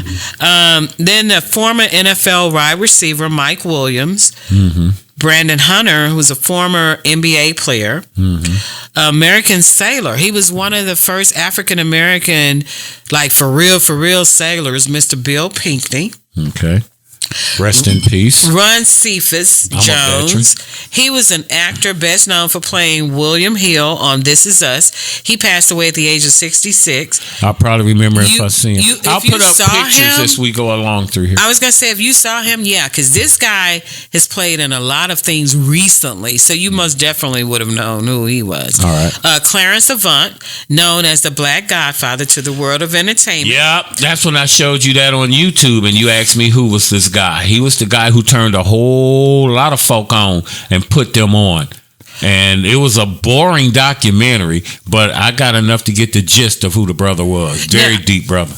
It came to me. I remembered him from a few years ago when they were doing. You remember when a lot of the celebrity homes were being broken into during the time, like Paris Hilton. They got Paris Hilton real good. And during that time frame. Yeah, the Beverly Hills break-in mob. His home was one of the ones that was broken into. Oh, okay. And but the thing is that he and his wife was at home at night, the night that his home was broken into. His wife woke up and she was attacked and she was killed. Wow, really? Yeah, during the attack. So that's sad. Excuse me, it is sad, but that's how I became aware of him when that incident happened. But also Magoo, he was best known for his appearances on tracks like Up Jumps the Boogie. Yeah, Magoo was and Love to Love You. Love to love you, love ya, love ya. With Timbaland. Yes, Mr. Willie Perry Jr., a.k.a. DJ Casper. So, oh man, you almost got me there. I thought you was talking about William the Refrigerator Perry from the '85 Bears, baby. No, this one was 58 years old. He was a DJ. Well, of course, with the name like DJ. Attorney, professor, and equal justice, legal rights activist Charles Ogletree was very profound and intellectual, and he desired justice for all. So he was one of those. He was 70 years old, so you know what era he came from with the fighting for justice. Back with our parents. Exactly. And then on the 31st of December, Anita Pointer died. Yeah, from the Pointer Sisters. And so she is the third of the Pointer Sisters. It was like, it was only 4 of them. No, was it 5 or 4? May have been 5, but the 4 performed. Yes, so June, Bunny, and now Anita have passed away. Wow. But, some of the greats.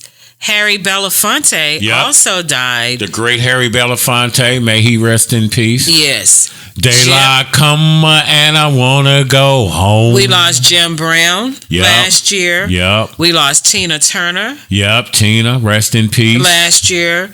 And we also, Lance Reddick, that's who you were talking about. Yes, Lance Reddick played on The Wire. He played on a lot of other things, but he played the shit out of his role on The Wire, man. And he was in the John Wick series as well. He was 60 years old when he passed away. Young man. Yes. I'm 63, so young man. And so that rounds up, and Anita was 74. Yeah. It was like, wow, I thought the Pointer Sisters was like way older than that for some reason. I thought all of them were like closer to their 80s, but I guess not.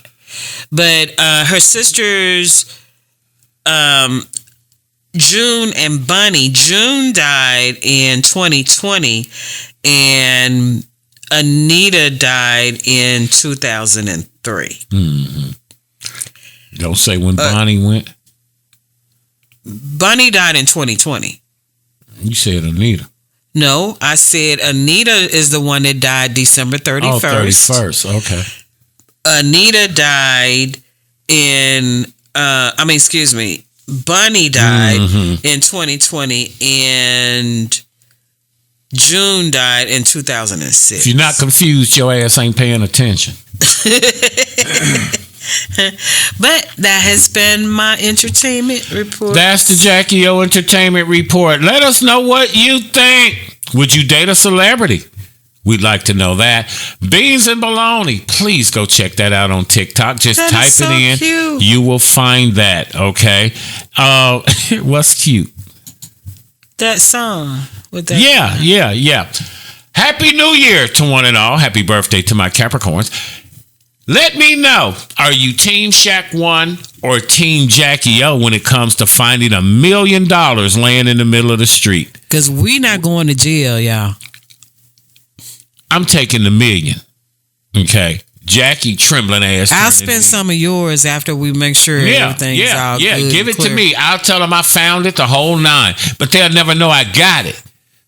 You're scary ass. I'm glad I didn't know you during the time when I was robbing banks. When that guy told me to go to get that cashier's check out the trunk of that car. Yeah. People were really trying to convince me. They were like, nope. Full disclosure, man. I went to the Fed for robbing banks. And let me tell you something. This was back in 91.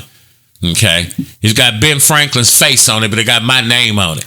I'd have never took Jackie on no runs with me. I would have never been talking to you. If I knew you was robbing banks, I would have been gone the celebrity. Way away. Is that possible in your life? Would you date a celebrity? Let us know that. I ain't going to jail for nobody. That Michael Jackson's scary ass. Did you think that Michael Jackson sold his soul to become the king of pop? Cat Williams.